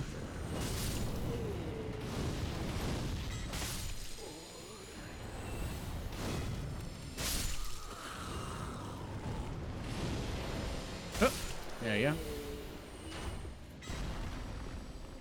There's 2 NPCs down there. There's Jon Snow down there. Everyone calls this NPC Jon Snow because everyone didn't know he doesn't have a name, and everyone was like, "Oh, this guy looks just like Jon Snow." Oh, hey, let's see what's in this room. This is the area above Pontiff Liban. This is a mimic, or no, it's not. There's the Ring of Adversity. Okay. University is you massively gain recover stamina like much faster. You can roll a lot more, attack a lot more, but you take damage over time. Right now it's 2 HP a tick.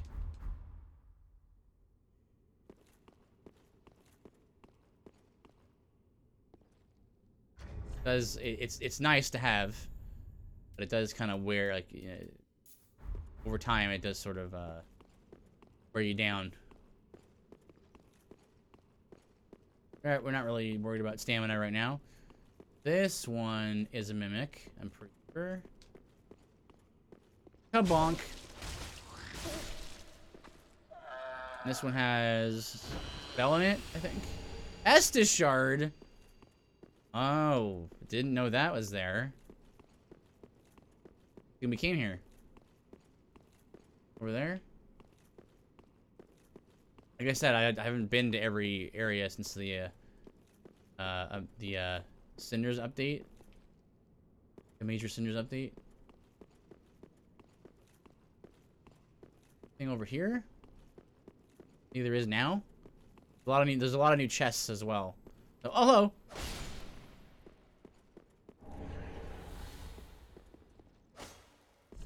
Hidden path ahead. That's not true. This is that's a lie. Take this. Carriage. Why? Why you lied to me?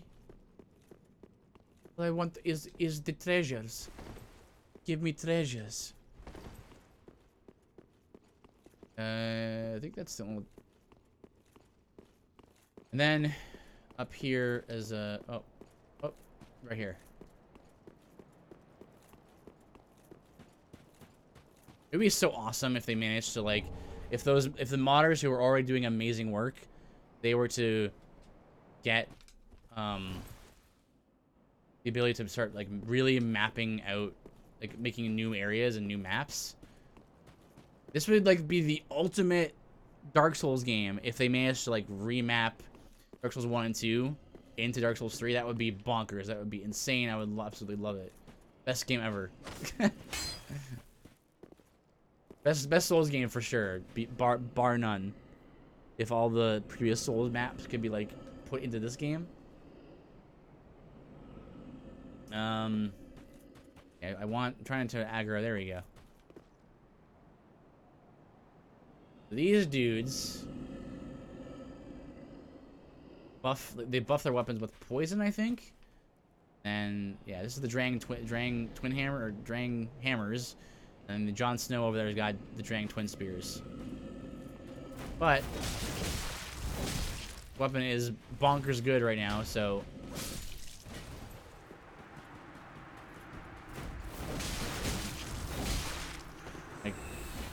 like the stagger on like prying wedge is insane.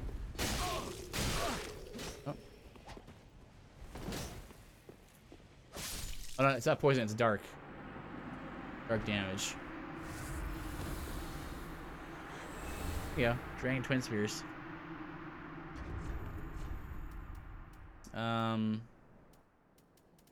Twin Spears. DD quality spears.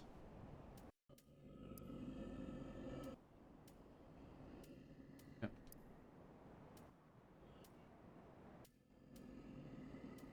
2012 and then 1420.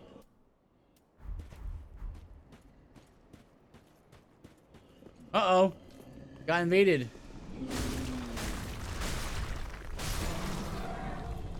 Thought I heard an invasion noise.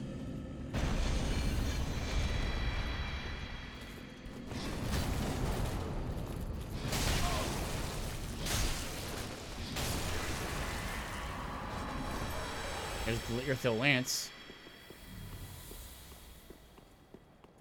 Spear moveset. See, it has this as a again. It's the ice variant of the rapier. All the Earthil weapons do that. Oh, hello. Hey. Hello. What? Echo, please.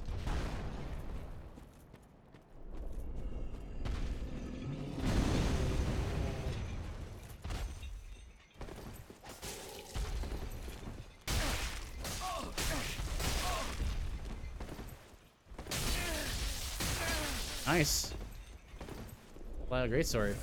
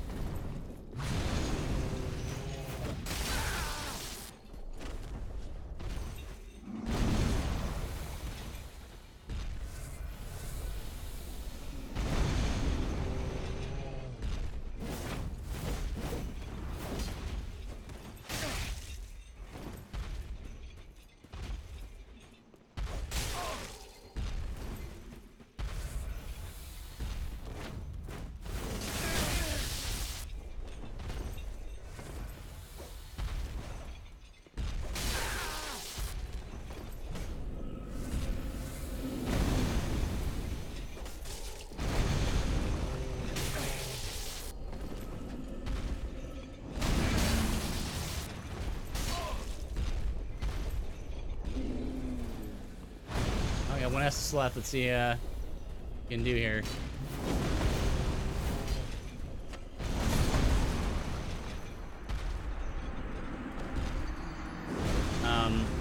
What are we talking about?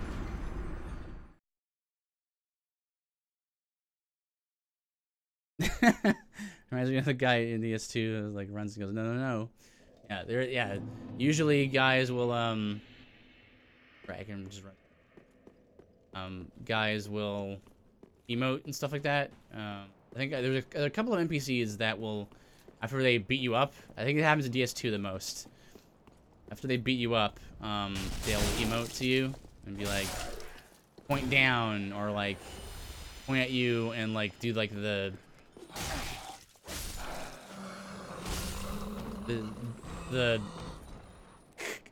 like gesture. You're dead. Gesture.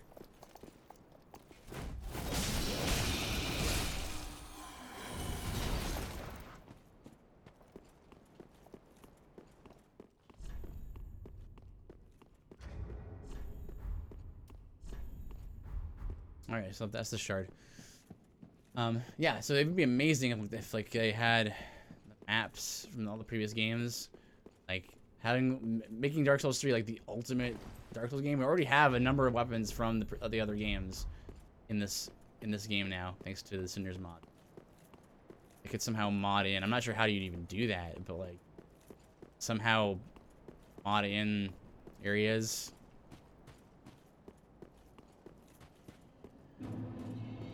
To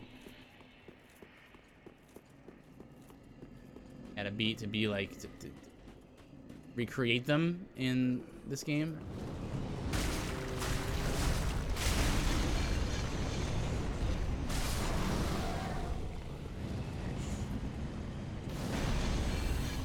Let's go up.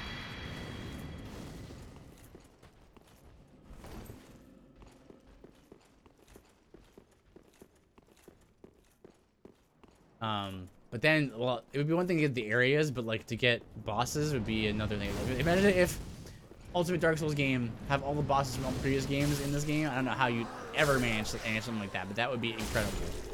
That would be, I'd pay money for that. For a modder to do that.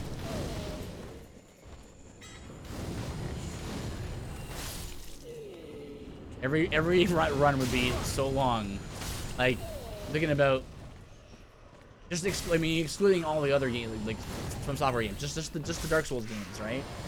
Excluding even like Demon Souls, let's say, and you know Bloodborne. Just Dark Souls 1 and 2, like Dark Souls 3 has 25 bosses. Dark Souls 2 has 41.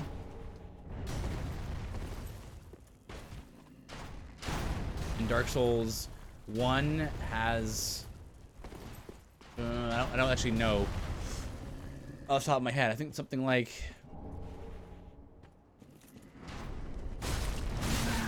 oh.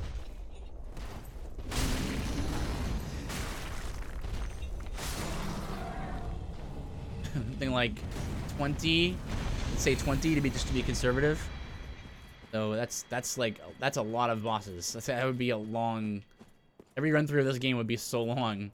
the fight. If I was doing all bosses. So long.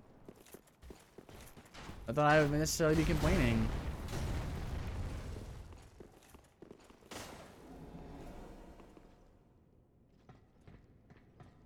Big wall.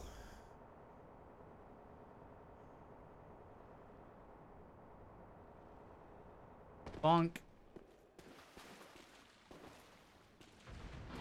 Yeah, don't run in there. Just fight one at a time. It's much easier.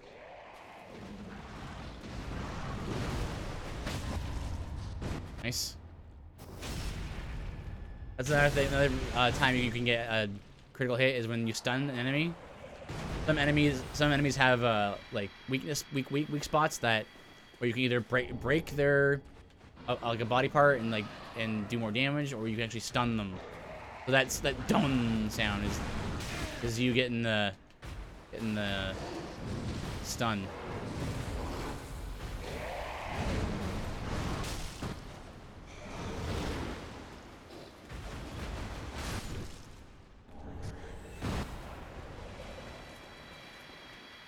A favor that increases your HP, stamina, maximum equip load.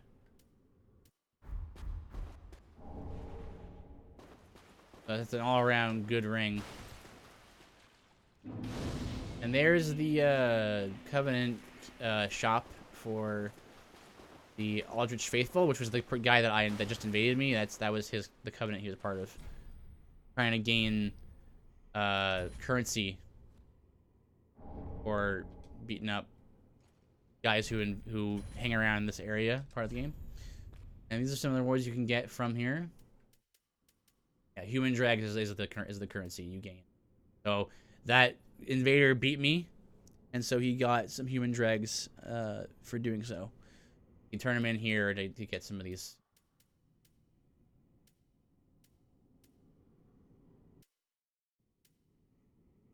Yeah, this one is a. Ah, cool. I didn't know about this. Oh, that's awesome. So this weapon has a passive on it that has there's a very very like unknown, very much underused spell called Dead Again that lets you, like, it's very situationally useful where you can have corpses explode into like just energy. They're just disappearing. They just like, or just the ragdoll. They'll just go, you know. So that's cool. I didn't know about that. This is a battle staff rather than a catalyst, even though these are similar looking. This one's a staff that you use to cast spells with, and this is one to actually fight with. Dexterity. This is also DD. So recovery. Yeah, a lot of dark base things here. Climax assumes your souls as well to cast it. I haven't actually used the spell yet, but in Dark Souls 2, that's when that's the origin of that spell. It comes from. It's pretty good in that game, though I think they nerfed it a little bit.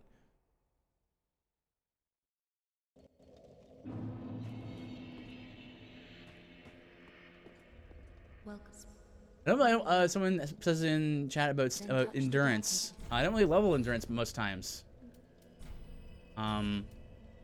Usually find that I have enough stamina for everything that I want, so I'm just gonna keep leveling bigger.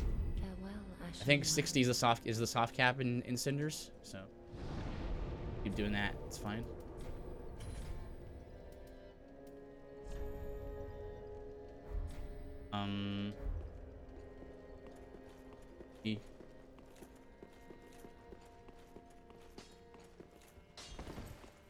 What? Need any more Estus, but I might as well get some more Be careful. other charge.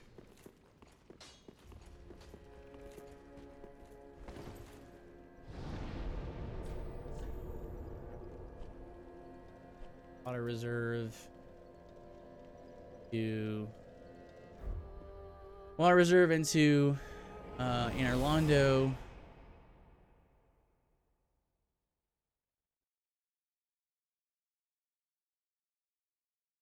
bunch of rings in the game now that do increase, makes you do increased damage to enemy types.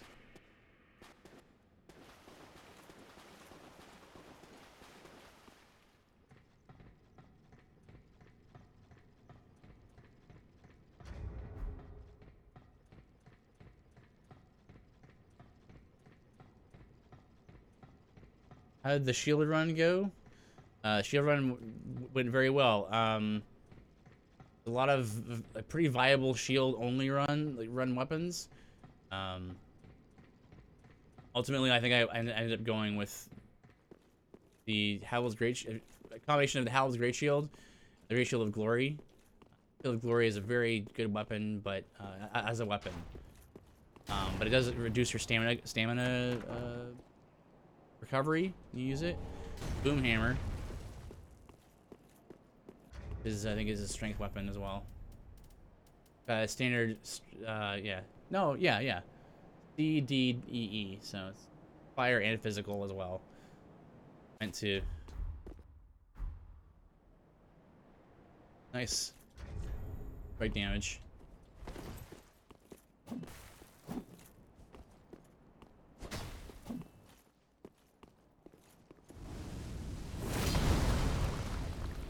Nice.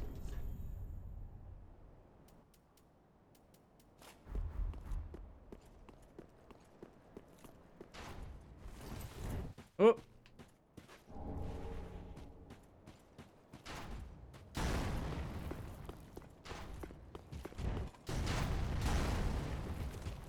A bunch of these Silver Knights here. Let's take them out one at a time.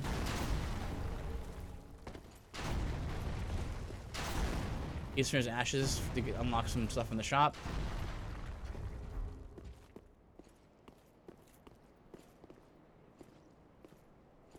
Like, isn't there? He's a. Oh, he heard me.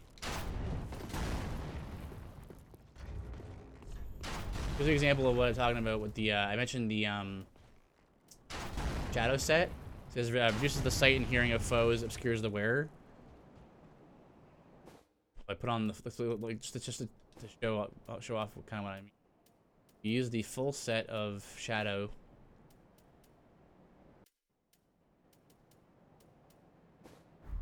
So I'm like a ninja, but look at me, I'm invisible. So now I functionally act as those guys, those invisible guys we were fighting before.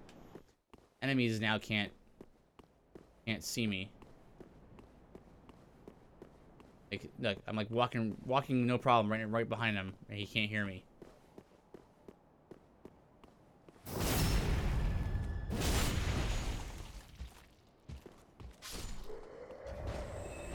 It's a really cool. I've done an assassin build that used this armor. It's so cool. It's so cool how they program in enemies, like both how they hear you and how they see you. So like they may not be able to see you, but they can hear you, or vice versa. And certain enemies have certain aggro ranges where they can see you from certain distances or hear you from certain distances. And it's like there's so much thought that went into the game's design.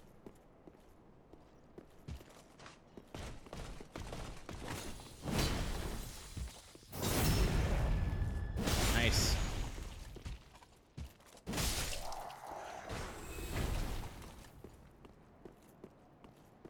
We're not a sneaky boy.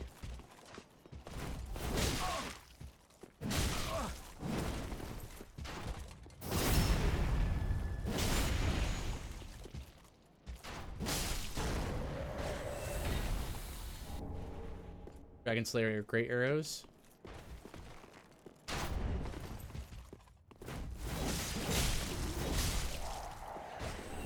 Nice. See what was happening there? He was taking a turn, his turn, quote unquote, to pull out his great bow, and so he didn't have the opportunity to react.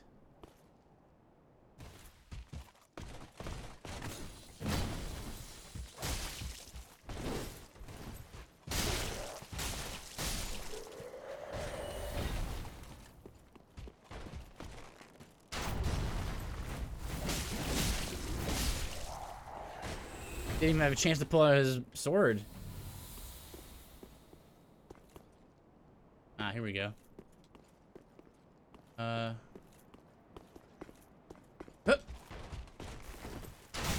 Ouch.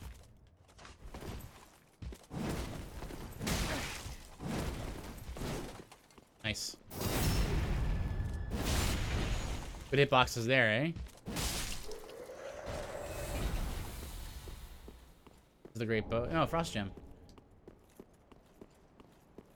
There's a great bow here somewhere. Oh.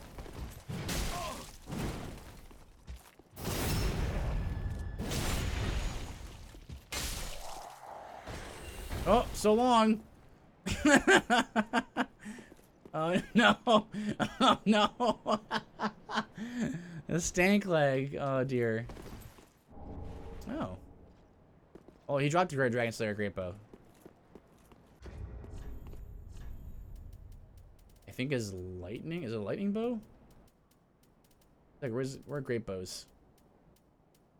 Oh yeah, I do have a long bow and a short bow. Yeah. Yeah, long bow and short bow. Rapid fire. Puncture.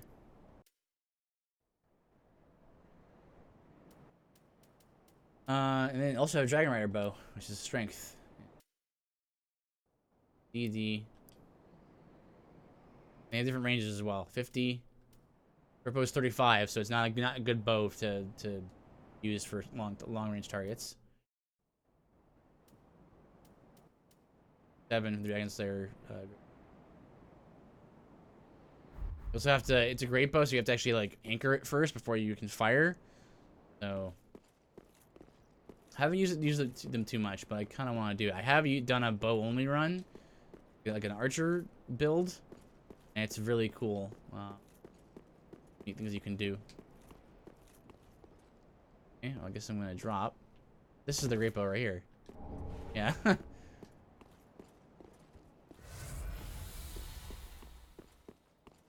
I don't see anything else here. Holy cow! Missed you. See that dude?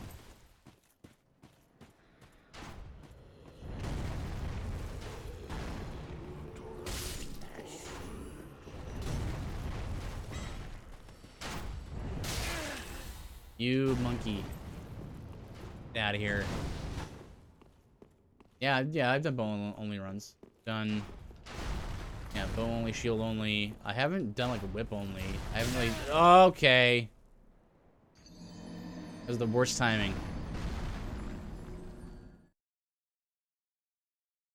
Yeah, Norm's no problem with even. I mean, especially with the bow. Because you can just hit him and you can just shoot him in the head. And that's his weak point anyway, so never you need to use the Storm Ruler. But even if you don't have a long range weapon, you can still like beat up Yorm no problem, even in vanilla. So in Cinder's mod, okay, let me explain. In vanilla, Yorm has damage resistance on all of his body except for his head, where he takes full damage. Because you're meant to do usually the special gimmick with the Storm Ruler and all that.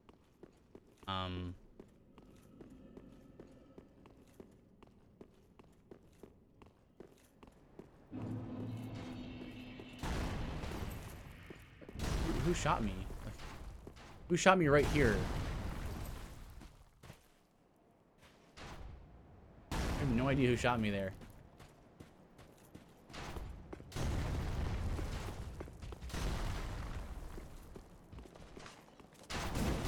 Go. Nice. Woo!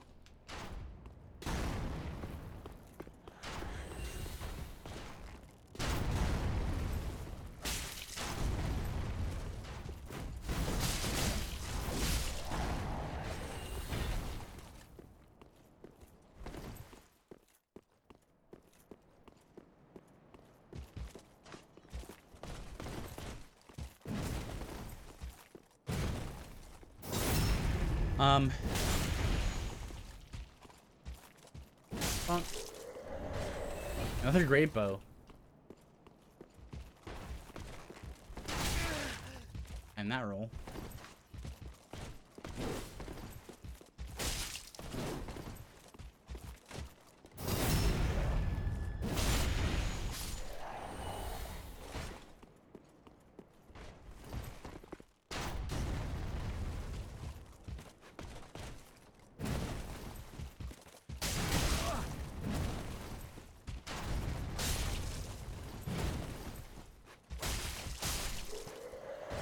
You guys are much easier to deal with than the Lothric Knights. Oh, you have a spear.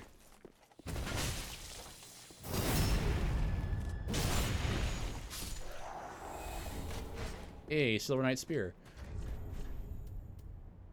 The spears have a unique property where they can attack around shields. You can actually hold up your shield and poke with it. So that's one of the benefits to the spear. But it is also a faith base spear. It's a lightning spear. Hey, Wachula, thank you for the raid. Appreciate it. How was your stream? Good scaling. But yeah, it's basically a lightning spear. These two guys. Hey, thank you for the Dargans.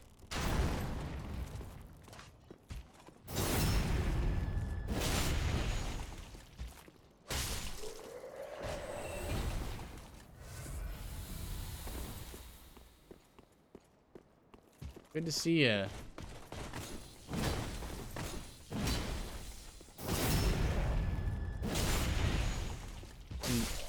Hey, Leah. Good to see you guys. It's been a little while. I've been uber busy, so I've really had enough time to stream as it is. But I hope you guys are doing all right. It was great fun. For some reason, I don't know why that was not allowed.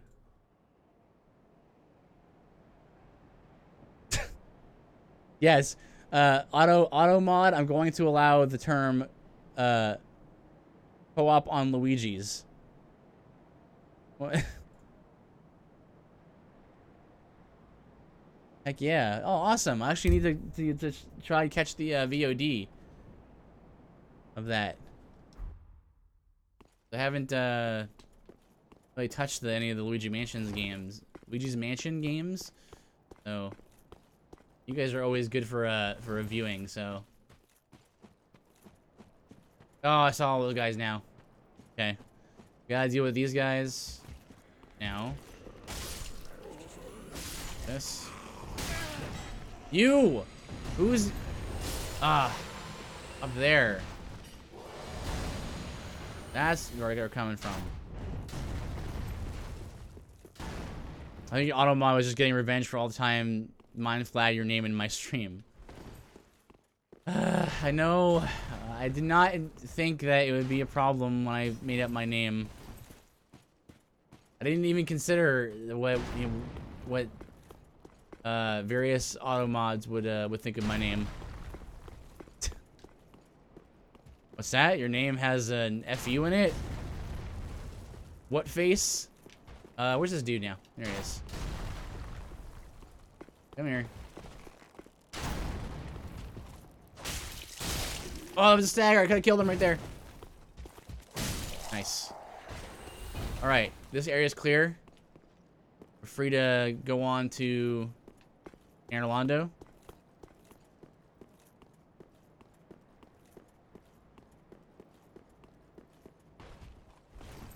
Wait. Yeah, we're just... okay. I'm gonna get hit right here. We're just doing a little bit of a challenge run of sorts. I'm okay. It's sort of a challenge run. I mean, it's more of a meme run at this point because I'm really strong. Oh, good. Yeah, that's them to the rules right there. I have a set of gear that enhances my abilities as I kill enemies, and I've gained quite a bit of experience points. I'm a much higher level than I should be, quote unquote, should be, for where I am in the game. This mod, Cinder's mod, makes the game more non-linear. So right now I've got the end game weapon, and just tearing through bosses right at this point. And yeah, it's kill what you see. So no running past enemies, as is usually the case in these Souls games. It's very common. So, and also I've been stopping occasionally to look at items that have been added to Cinders, and just explaining some of the cool details about the game that I enjoy. You know, like I have another chat open, and just answering questions like that come up in that chat as well. So I was talking about, you know, what about the game I find so interesting, you know, about the Souls games that's so interesting, why I constantly replay them. And it's because of the makeup of the game. The there's a very shallow verticality, so which is a good thing. So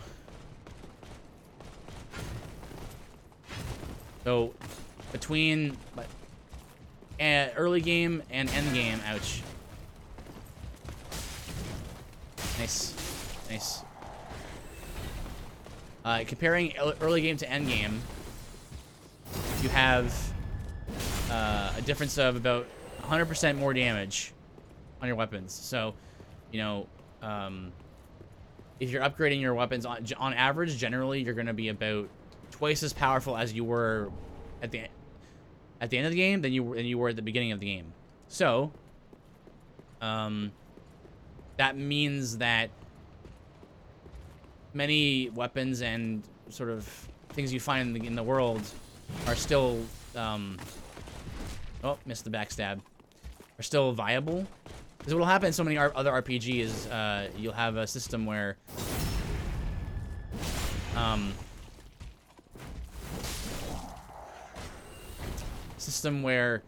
you're constantly finding new gear, and because everything keeps scaling upward and upward and upward and upward, some of the stuff you end up finding is like, well, this stuff is totally useless because it's so much worse than everything else, which I don't really like.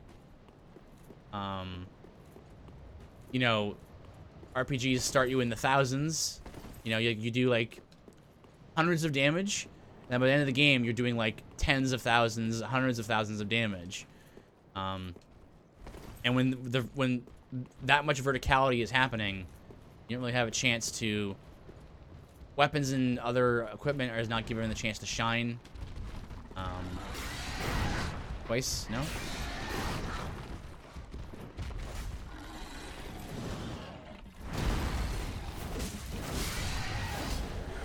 Hey, Ring Catastrophe.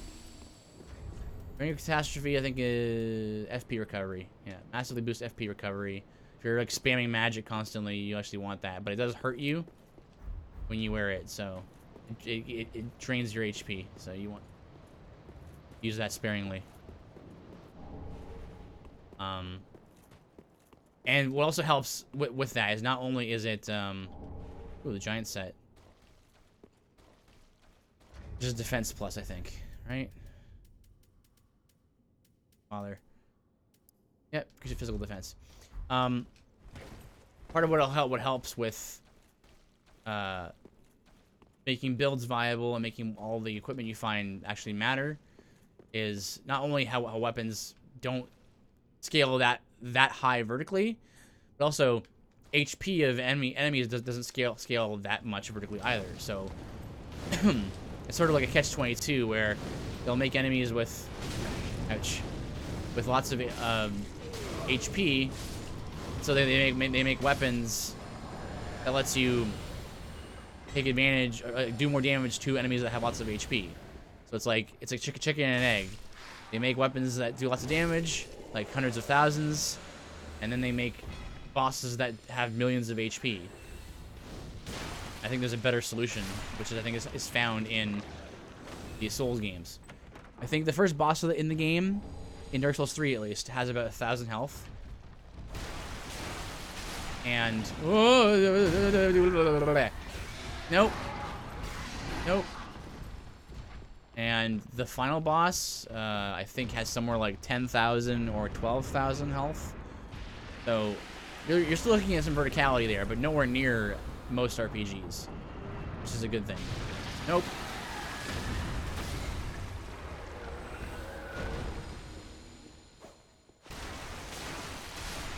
Get out of here, slimes. Aldrich Ruby, I think, is an accessory that lets you absorb HP from critical attacks, yeah. Nice. Whoa! Oh no! Stop. No, stop. There you go. I clicked the wrong thing on the screen.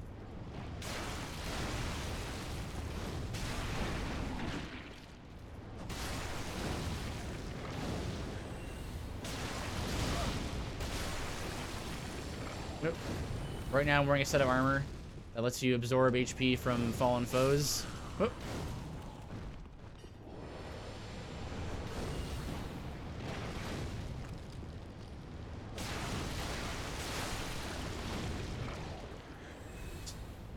Keeping an eye out for these guys.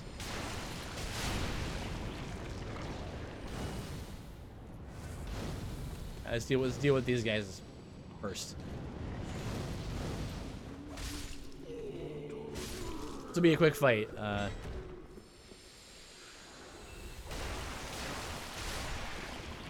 And not enough for a 2-hit there.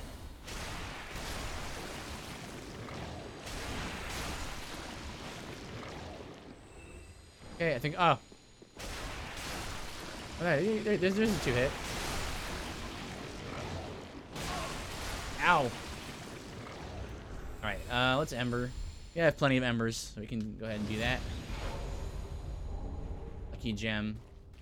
Luck is often something that you buff a weapon with so that you can get more status effects to proc stuff.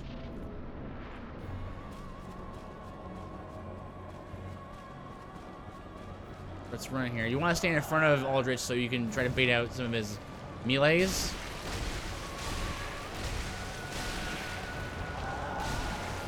I think it's going to be phase 2 right away. Yep. Oof. Yeah.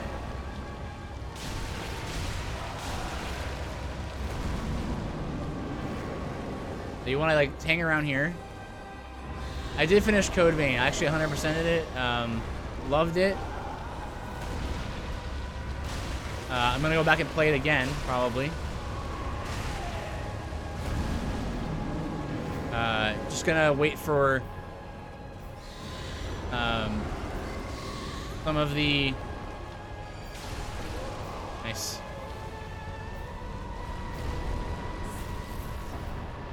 Wait for some of the cheat engine and like the modders to get involved a little bit. I kind of want to do a clean run for the game, but I also want to do. Whoop. I also want to like cheat engine in some things that you can only get late game into early game. That would be fun to do that. I think this is the Sun Princess ring still. It just gives you passive regen, which is very helpful. And this is Repel, right? I think it's a spell. This is a spell that once cast lets you resist all damage for like a second. Yeah. For a brief moment, no damage can be inflicted. Yeah, you're like immune to damage for like 2 seconds, like that.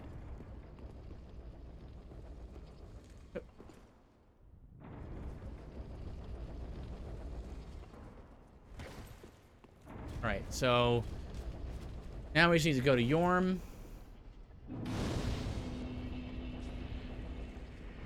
Yeah, I really liked Code Vein. I enjoyed it quite a bit. Is this mod you're playing like a randomizer, or is this the new content all set? It's all set in predetermined areas. This is my preferred way to play Dark Souls 3. It adds a lot of content, a lot of weapons and armor, and lots of like new encounters, and some minor map changes. Changes the way you level, and like some of the new features as well. Like these memories, you can get these, and you can actually refight bosses. And you can like fight like normal, refight them again, or refight like hard versions of them. I mean, all of this is stuff from the mod. Farewell. A lot of the shops have been changed.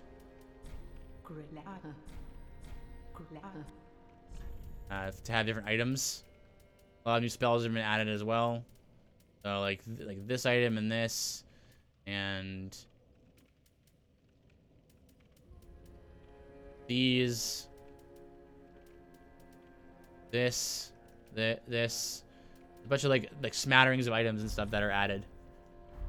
So, and basically like, oh, also a very important point.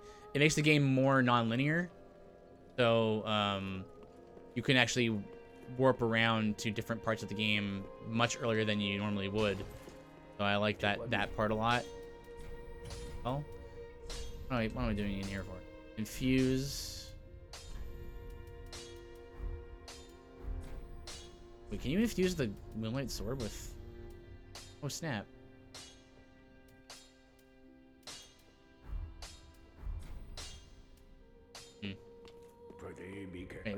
Wait, what do you sell? He changed his inventory as well. Oh, yeah. Oh, look at that. He sells shards and stuff now. All these weapons, too. That's nice. He has all the different arrows, too. This is new, and this is new. And I think this is new, and this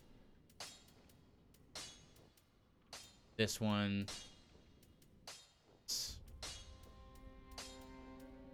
And I was just explaining to the chat just like the differences in weapons, even if they have the similar type stuff. Right, I remember what I was gonna do now. I was gonna check to see if you can infuse Garen's tracers. Right, it's a boss weapon, so you can't actually infuse the frost on it. That's lame. Well, maybe in a future update. Okay. Next, we're gonna do Yorm. Actually, wait. Now that I know that we can buy shards, let's actually buy shards and upgrade the scythe. What? How many do we need? I think it's 2, 4, 6. Need 1, 5, 11.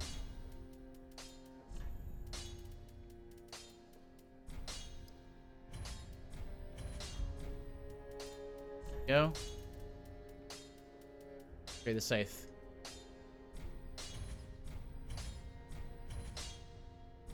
Good. Scaling. Perfect. Fully upgraded. Yeah, nice. They're a lot more generous with the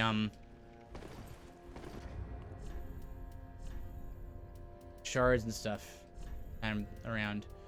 All right.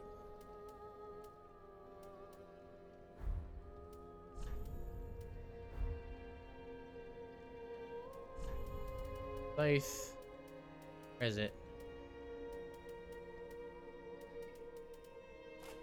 21, but he's got 184 and 195.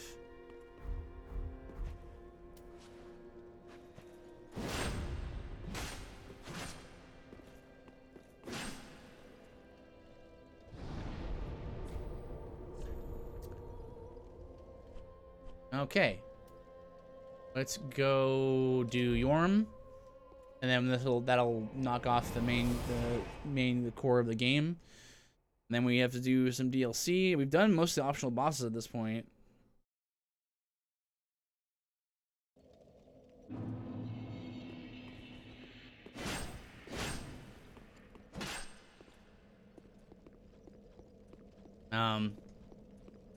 Okay, we have the Shield of Want, which increases the amount of souls that we get, which fits the build perfectly, the class running.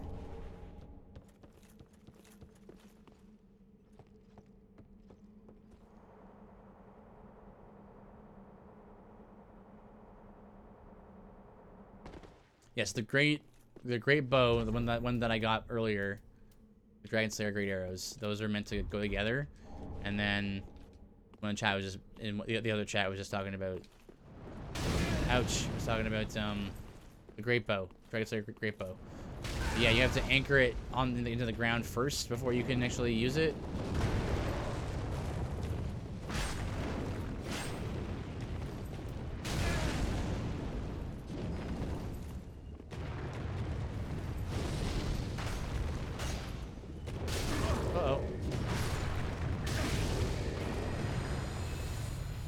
We're good.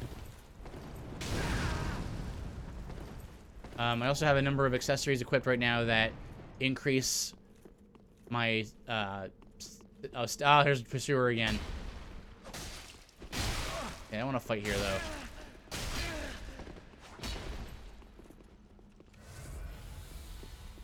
Try the scythe. Oh.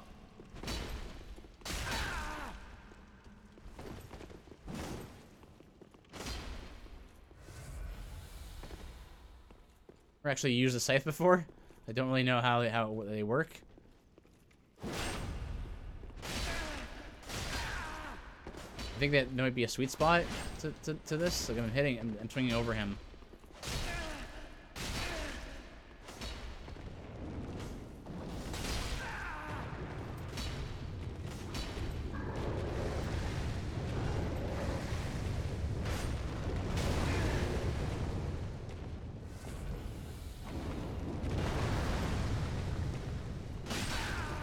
Oh.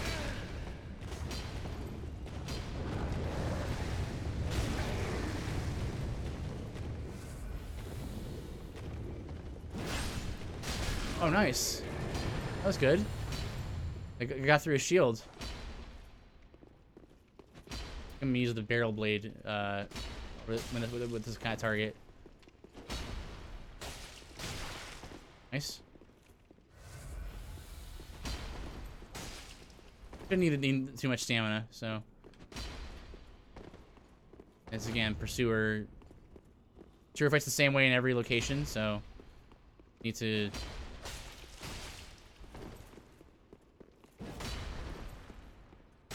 I'm trying to backstab him.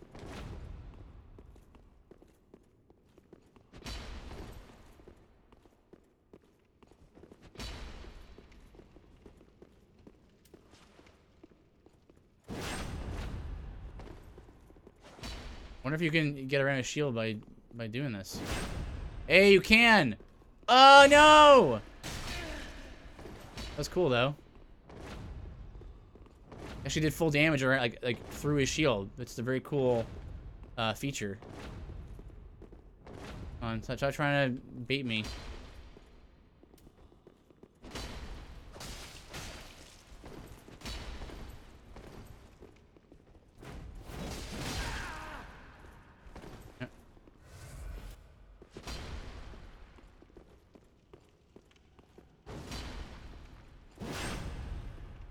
Gotta really be careful with the spacing.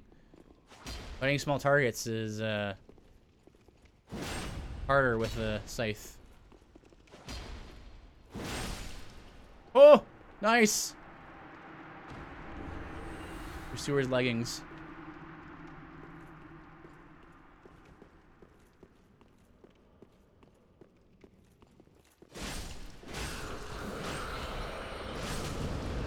Oh, there's 4 there.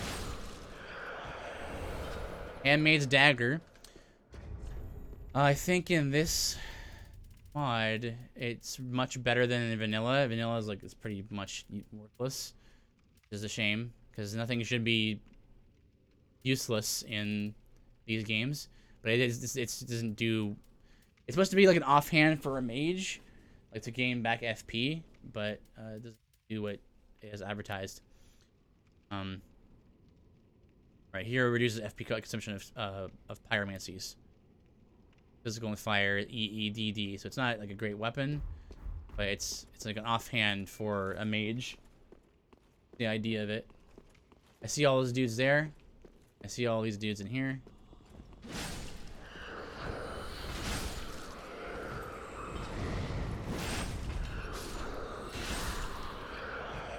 Good. So I have a couple of items on right now that are helping me boosting my damage. Kills increase at max FP. Kills boost damage but lower absorption, so they increases damage but lowers lowers my defense. And then kills increase maximum HP. Well, it's 1% per kill. So fighting these little weak dudes is a very good idea before a boss.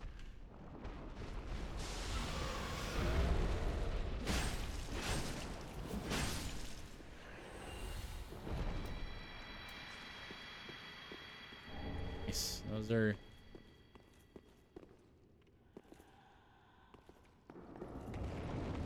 There's a gargoyle to the right. It's trying to trigger.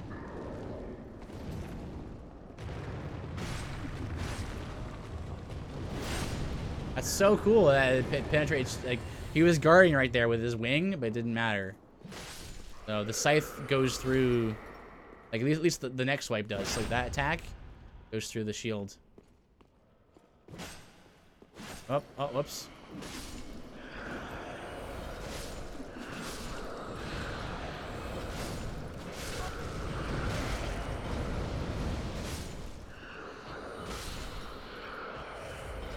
How much health do I have? I have 2,499. The burial blade.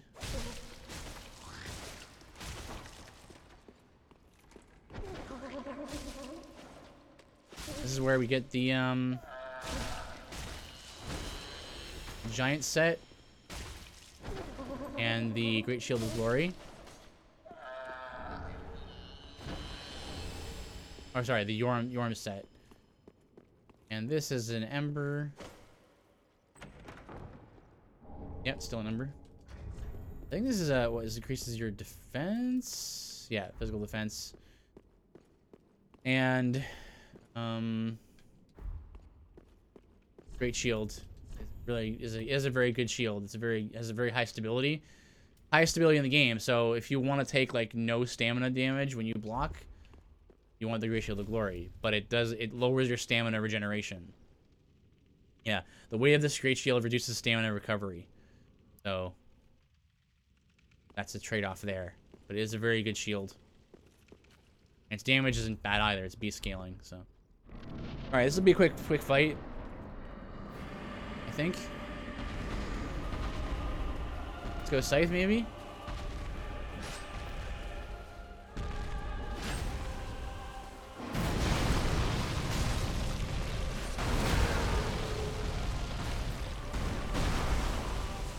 Stand right here.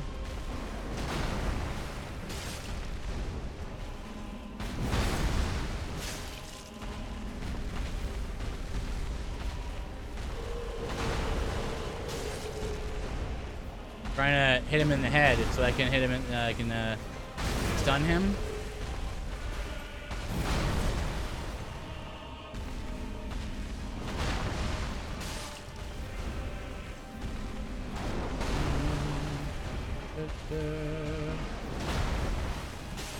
Keep hitting his arm. I want to hit him in the head.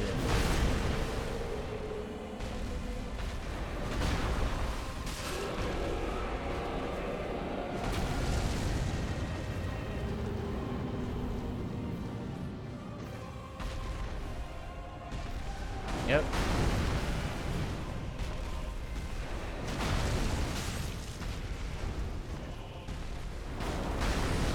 Like there's a little mouse beneath his feet. also love this song. It's one of my favorite songs in the game.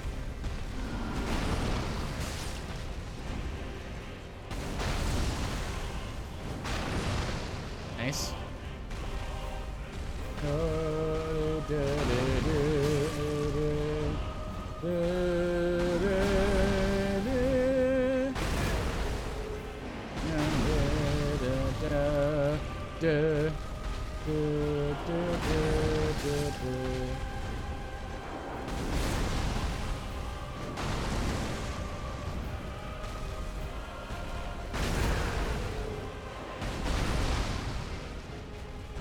All you gotta do there is just do a quick recovery, like slowing those down, and then you can delay your roll to like get it quickly or to just come up naturally.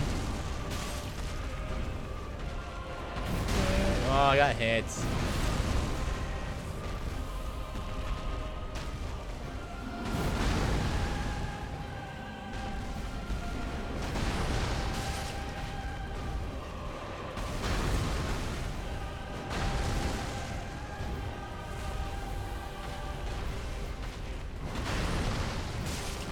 Oh.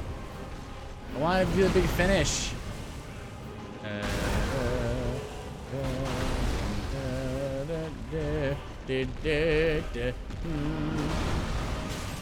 Not gonna get a chance to.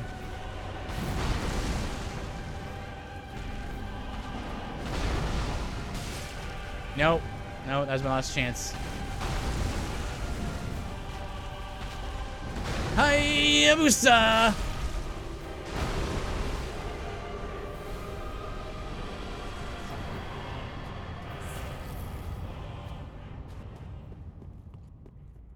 Good fight.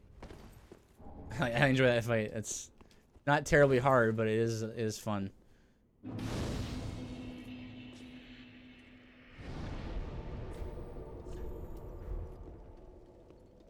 All right, we got all the things.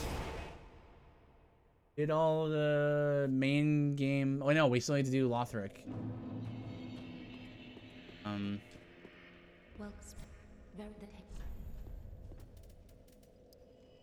Yeah, I'm still getting more. Farewell, Ashen One.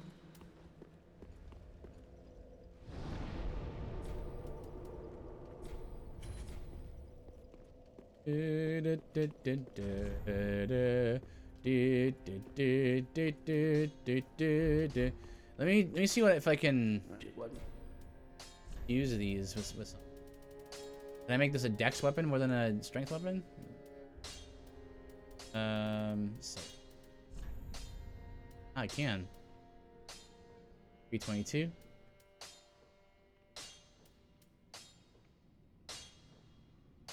S. Make that B.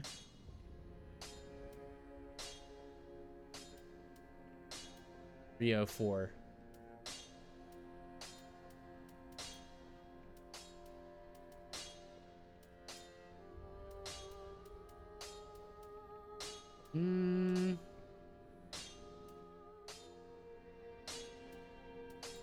Actually increases the blood.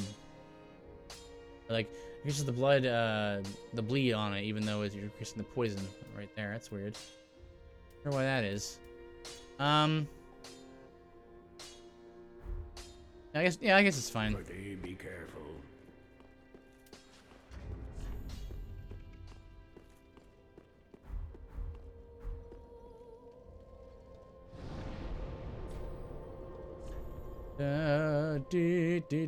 Right, so now we can do Lothric Castle. Mostly just going in order now because we've gotten all of our gear.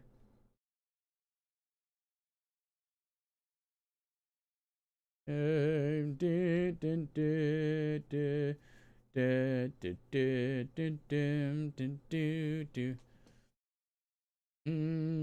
dun, dun, da, da. Okay.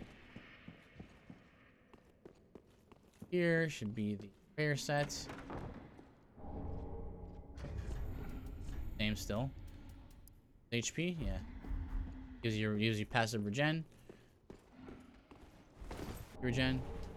Now we're getting chunks. I think smaller enemies, I think it's best to use Burial Blade.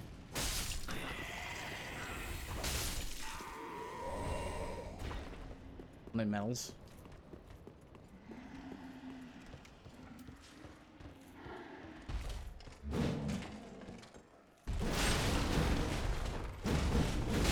Oh, nice.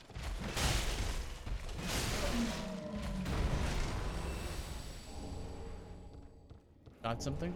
Oh, nice. The winged night twin axes. Axes. And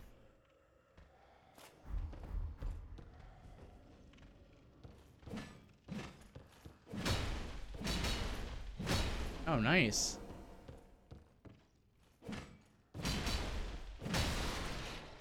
Slammies.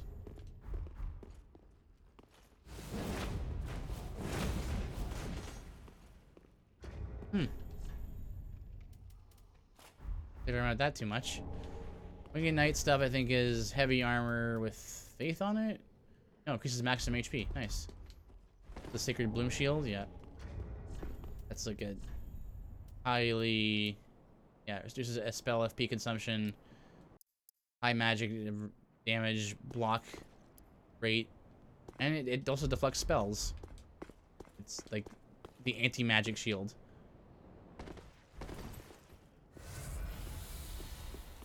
I see you.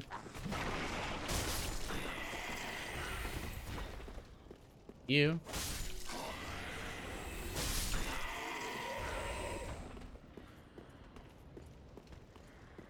Hey.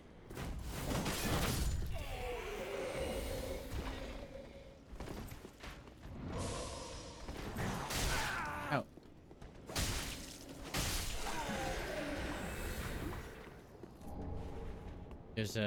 There's chunks right here.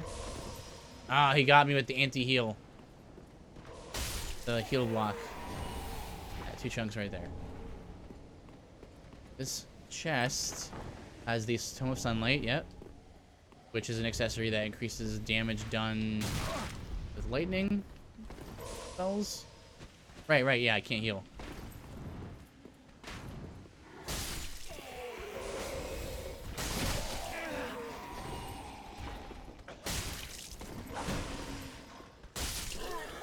Good.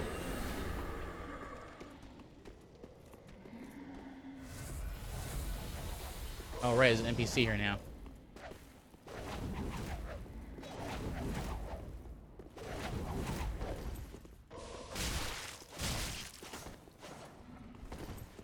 As long as I have enough stamina for one roll. Ouch.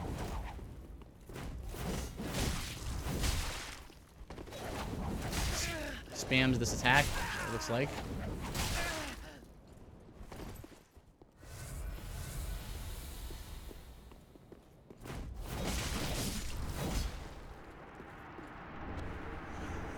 Notched whip. There's 2 places in the game where you can get notched whips. Get one in the Profane Capital as well. Here's the Grand Lance.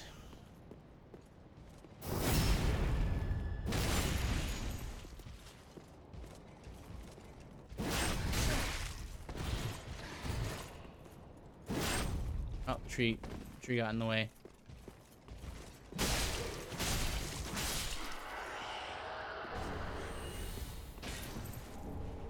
Or Great Lance. Great Lance. I can't remember what the Great Lance does. Just stands out. I think this is really long. It's like extremely long. Right? Like.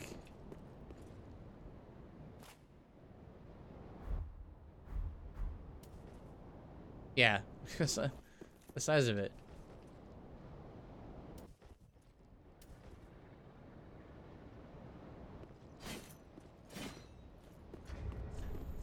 Neat. It's also a strength Pike? Is it pike? Pikes and spears have different movesets as well, so.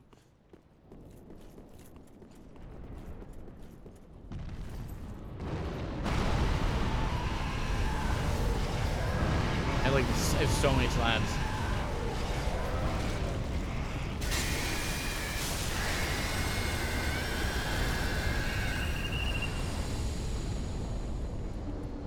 Behind me.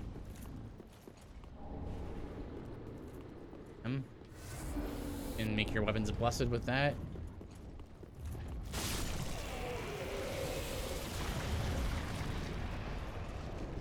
Still lightning urns, I think. Yep.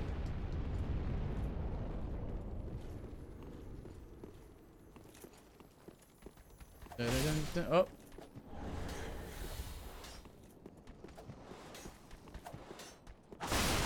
Nice. The nimble dodges there. They're gonna jump behind me. Nice.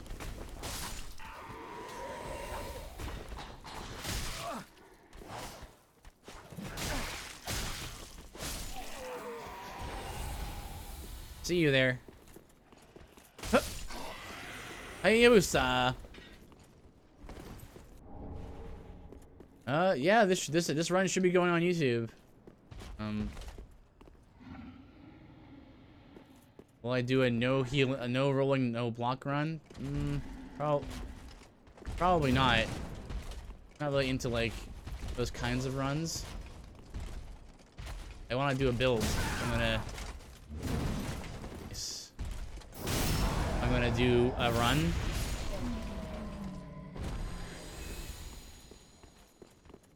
So I'll challenge myself to do a build, but not necessarily just limit myself to the point where I don't have a build. Saber crossbow, as you would expect, got yeah, 75 range. Its lengthy base makes it aiming difficult, and accurate usage requires a trained dexterous hand. Long range heavy crossbow used by Kareem snipers. So yeah, it's a sniper crossbow, literally what it is.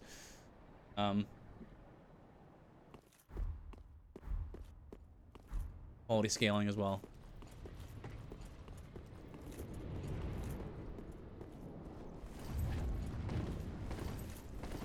We're gonna deal with those dragons in a moment. So it says do a max poise run. Max poise run is the bastion run. Oh, hello. Nice.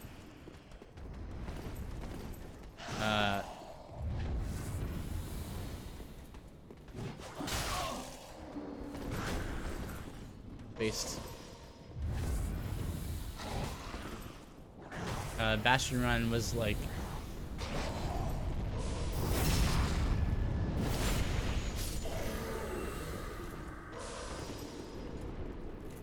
it's like I was so tanky that I didn't care about any damage really outside of like endgame bosses.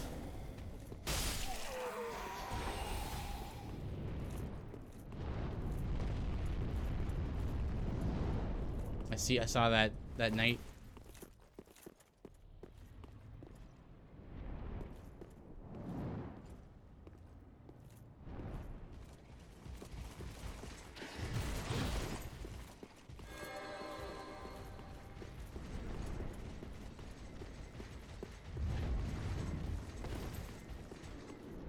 That's right.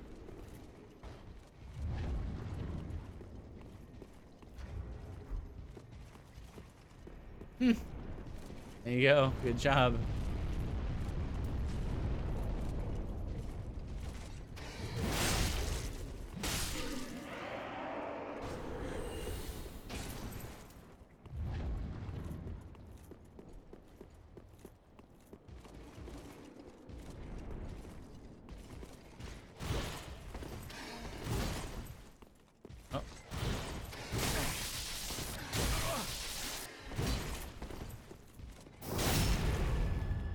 go.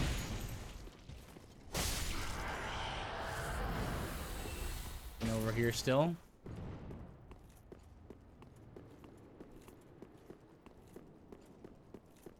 Only one Estus left.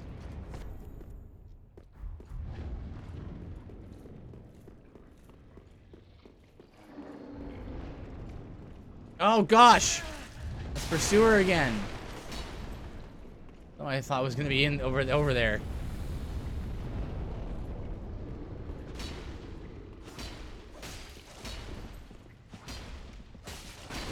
Dude, stamina. What's your stamina? Nice. Good damage. And 3 shields too. Look at that counter damage. Nice.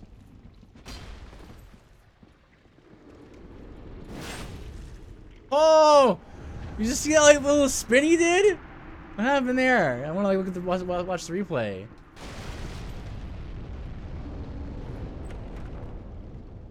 It's like it looked like a little pirouette. Grit tree, crest shields.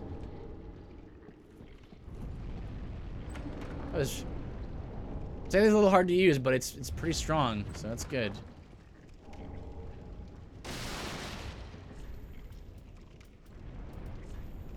His helm. Increased damage against hollows. Sense? And the Spirit Tree Crest Shield, which is, yeah. It's additional FP recovery, reduces lightning damage, and, also gave it a little bit of lightning, base damage.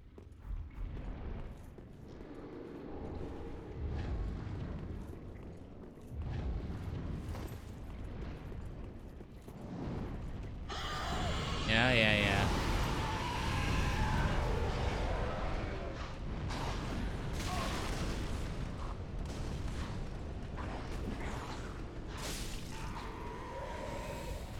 Alright, bring it on. Guys around the corner here.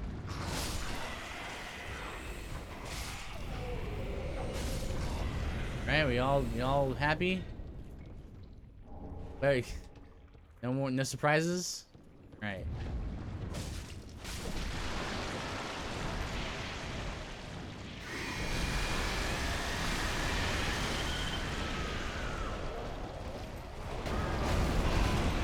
Go. This is how you beat this enemy. Just go behind it. Go behind it and just hit it. Phase through this dragon.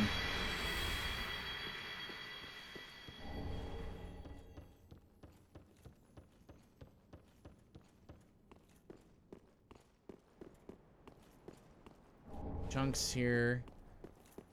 Items as well. Oh, hell. You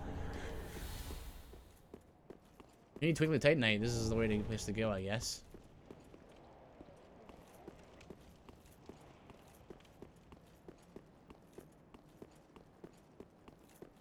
Stop the rocks. Can't stop the rocks.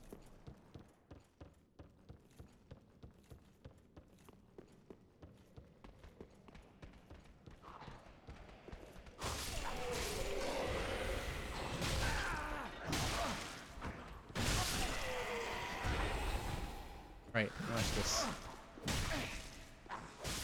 Already embered as well.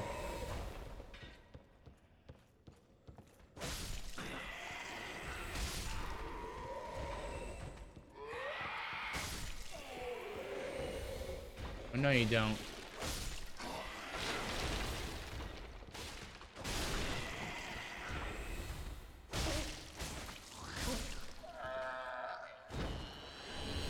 Ah, off a candlestick. Is that a sword or a dagger?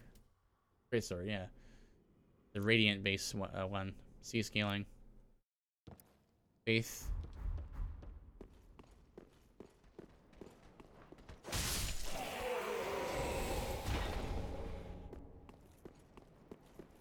Open the shortcut here.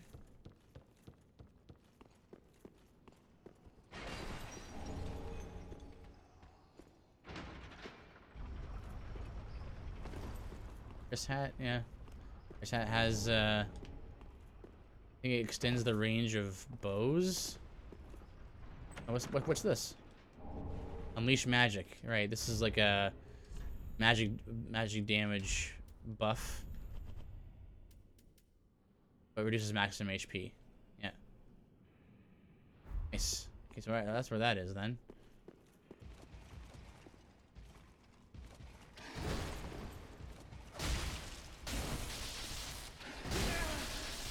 Cute roll there. Just run to this bonfire.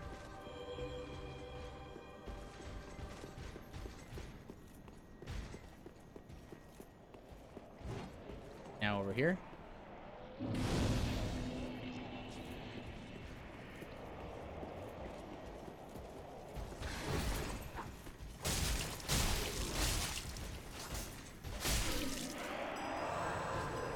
Ah, no raise spell, yeah. Okay, no raise spell. You're dead. Dead. All right. I'll deal with this dragon now.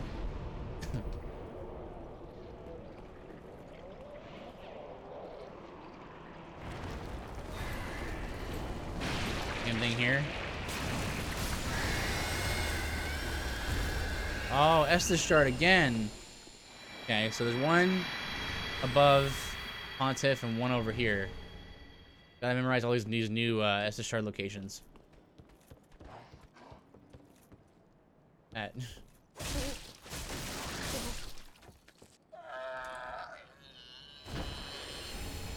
Sacred Oath. This is a damage buff for allies, you and your allies. Light Spear is an even stronger, a great lightning spear. But again, it consumes more FP and stuff. But I haven't really done a Electromancer run, so I don't really know exactly what the differences are. Porcine Shield is a shield with a pig face on it that I think is yeah, it's not a great shield, but increases item discovery. Find better chance of finding items off of enemies.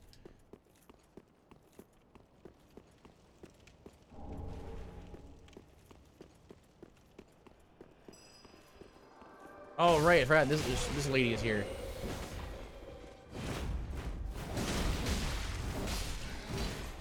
Nice, that was clean. Hard drift.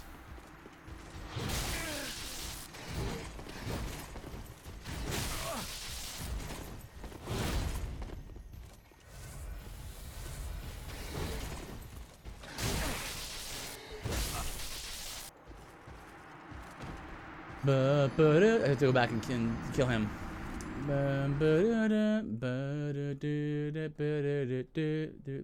Stop the boop. Yeah, I got booped. Alright. I got booped alright.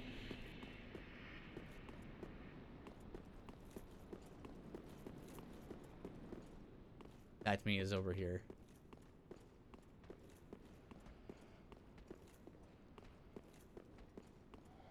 Okay.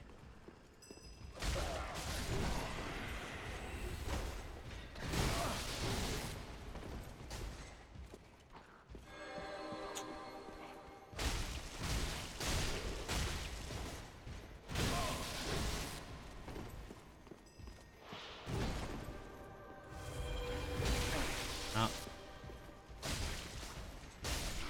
There we go. And great sword.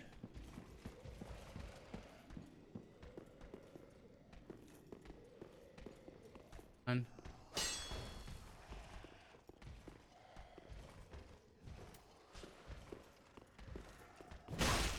Oh. Okay. It did much less damage than I was expecting it to do. Got a shield, eh?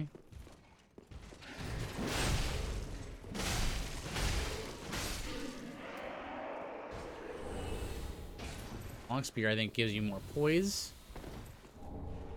Golden Ardeo is... Well, yep.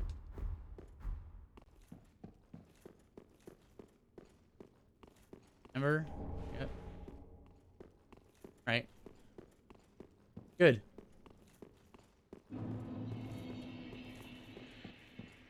100,000. That was like 100,000, right? Yeah, almost. Insane.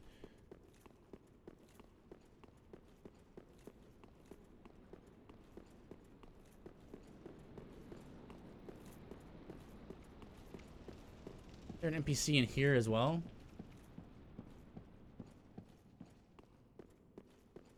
I remember there being one. Coin. Scales? Yeah, scale.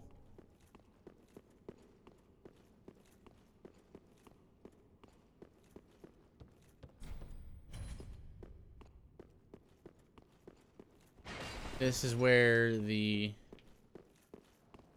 twin blades are, or no, the twin swords rather. There's an item that I actually didn't notice before, right here.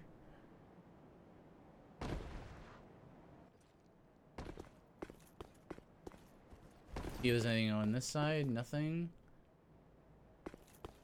I noticed it a while ago, and I picked it up once and never again. Saw those two knights. Aetha's Chime. Hey. That's where that is. Yeah. Oh. ED.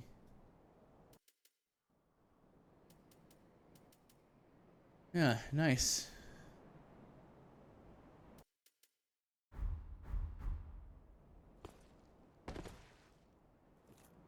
Very similar to...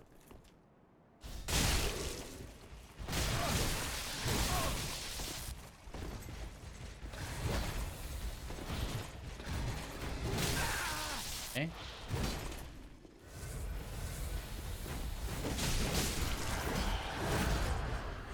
Go.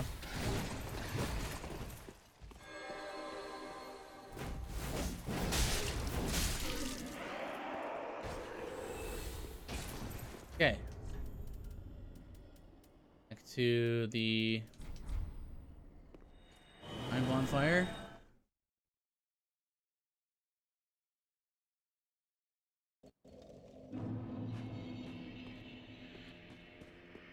Welcome. So getting 20 HP per level up, so I'm just gonna keep going with that. Farewell, Ashen One.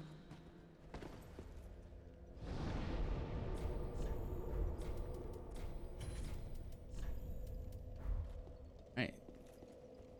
Pretty much ready to go to the Dragon Slayer. But I think I'm gonna have to call it tonight for the night. A little shorter than I'm used to streaming, even though my schedule says I stream from 9 to 11. I usually end up streaming till like around midnight, but I'm gonna call it tonight. They could pick up where we left off on Friday. Let's see. All right, so next time we'll continue, and yeah, see you next time, guys.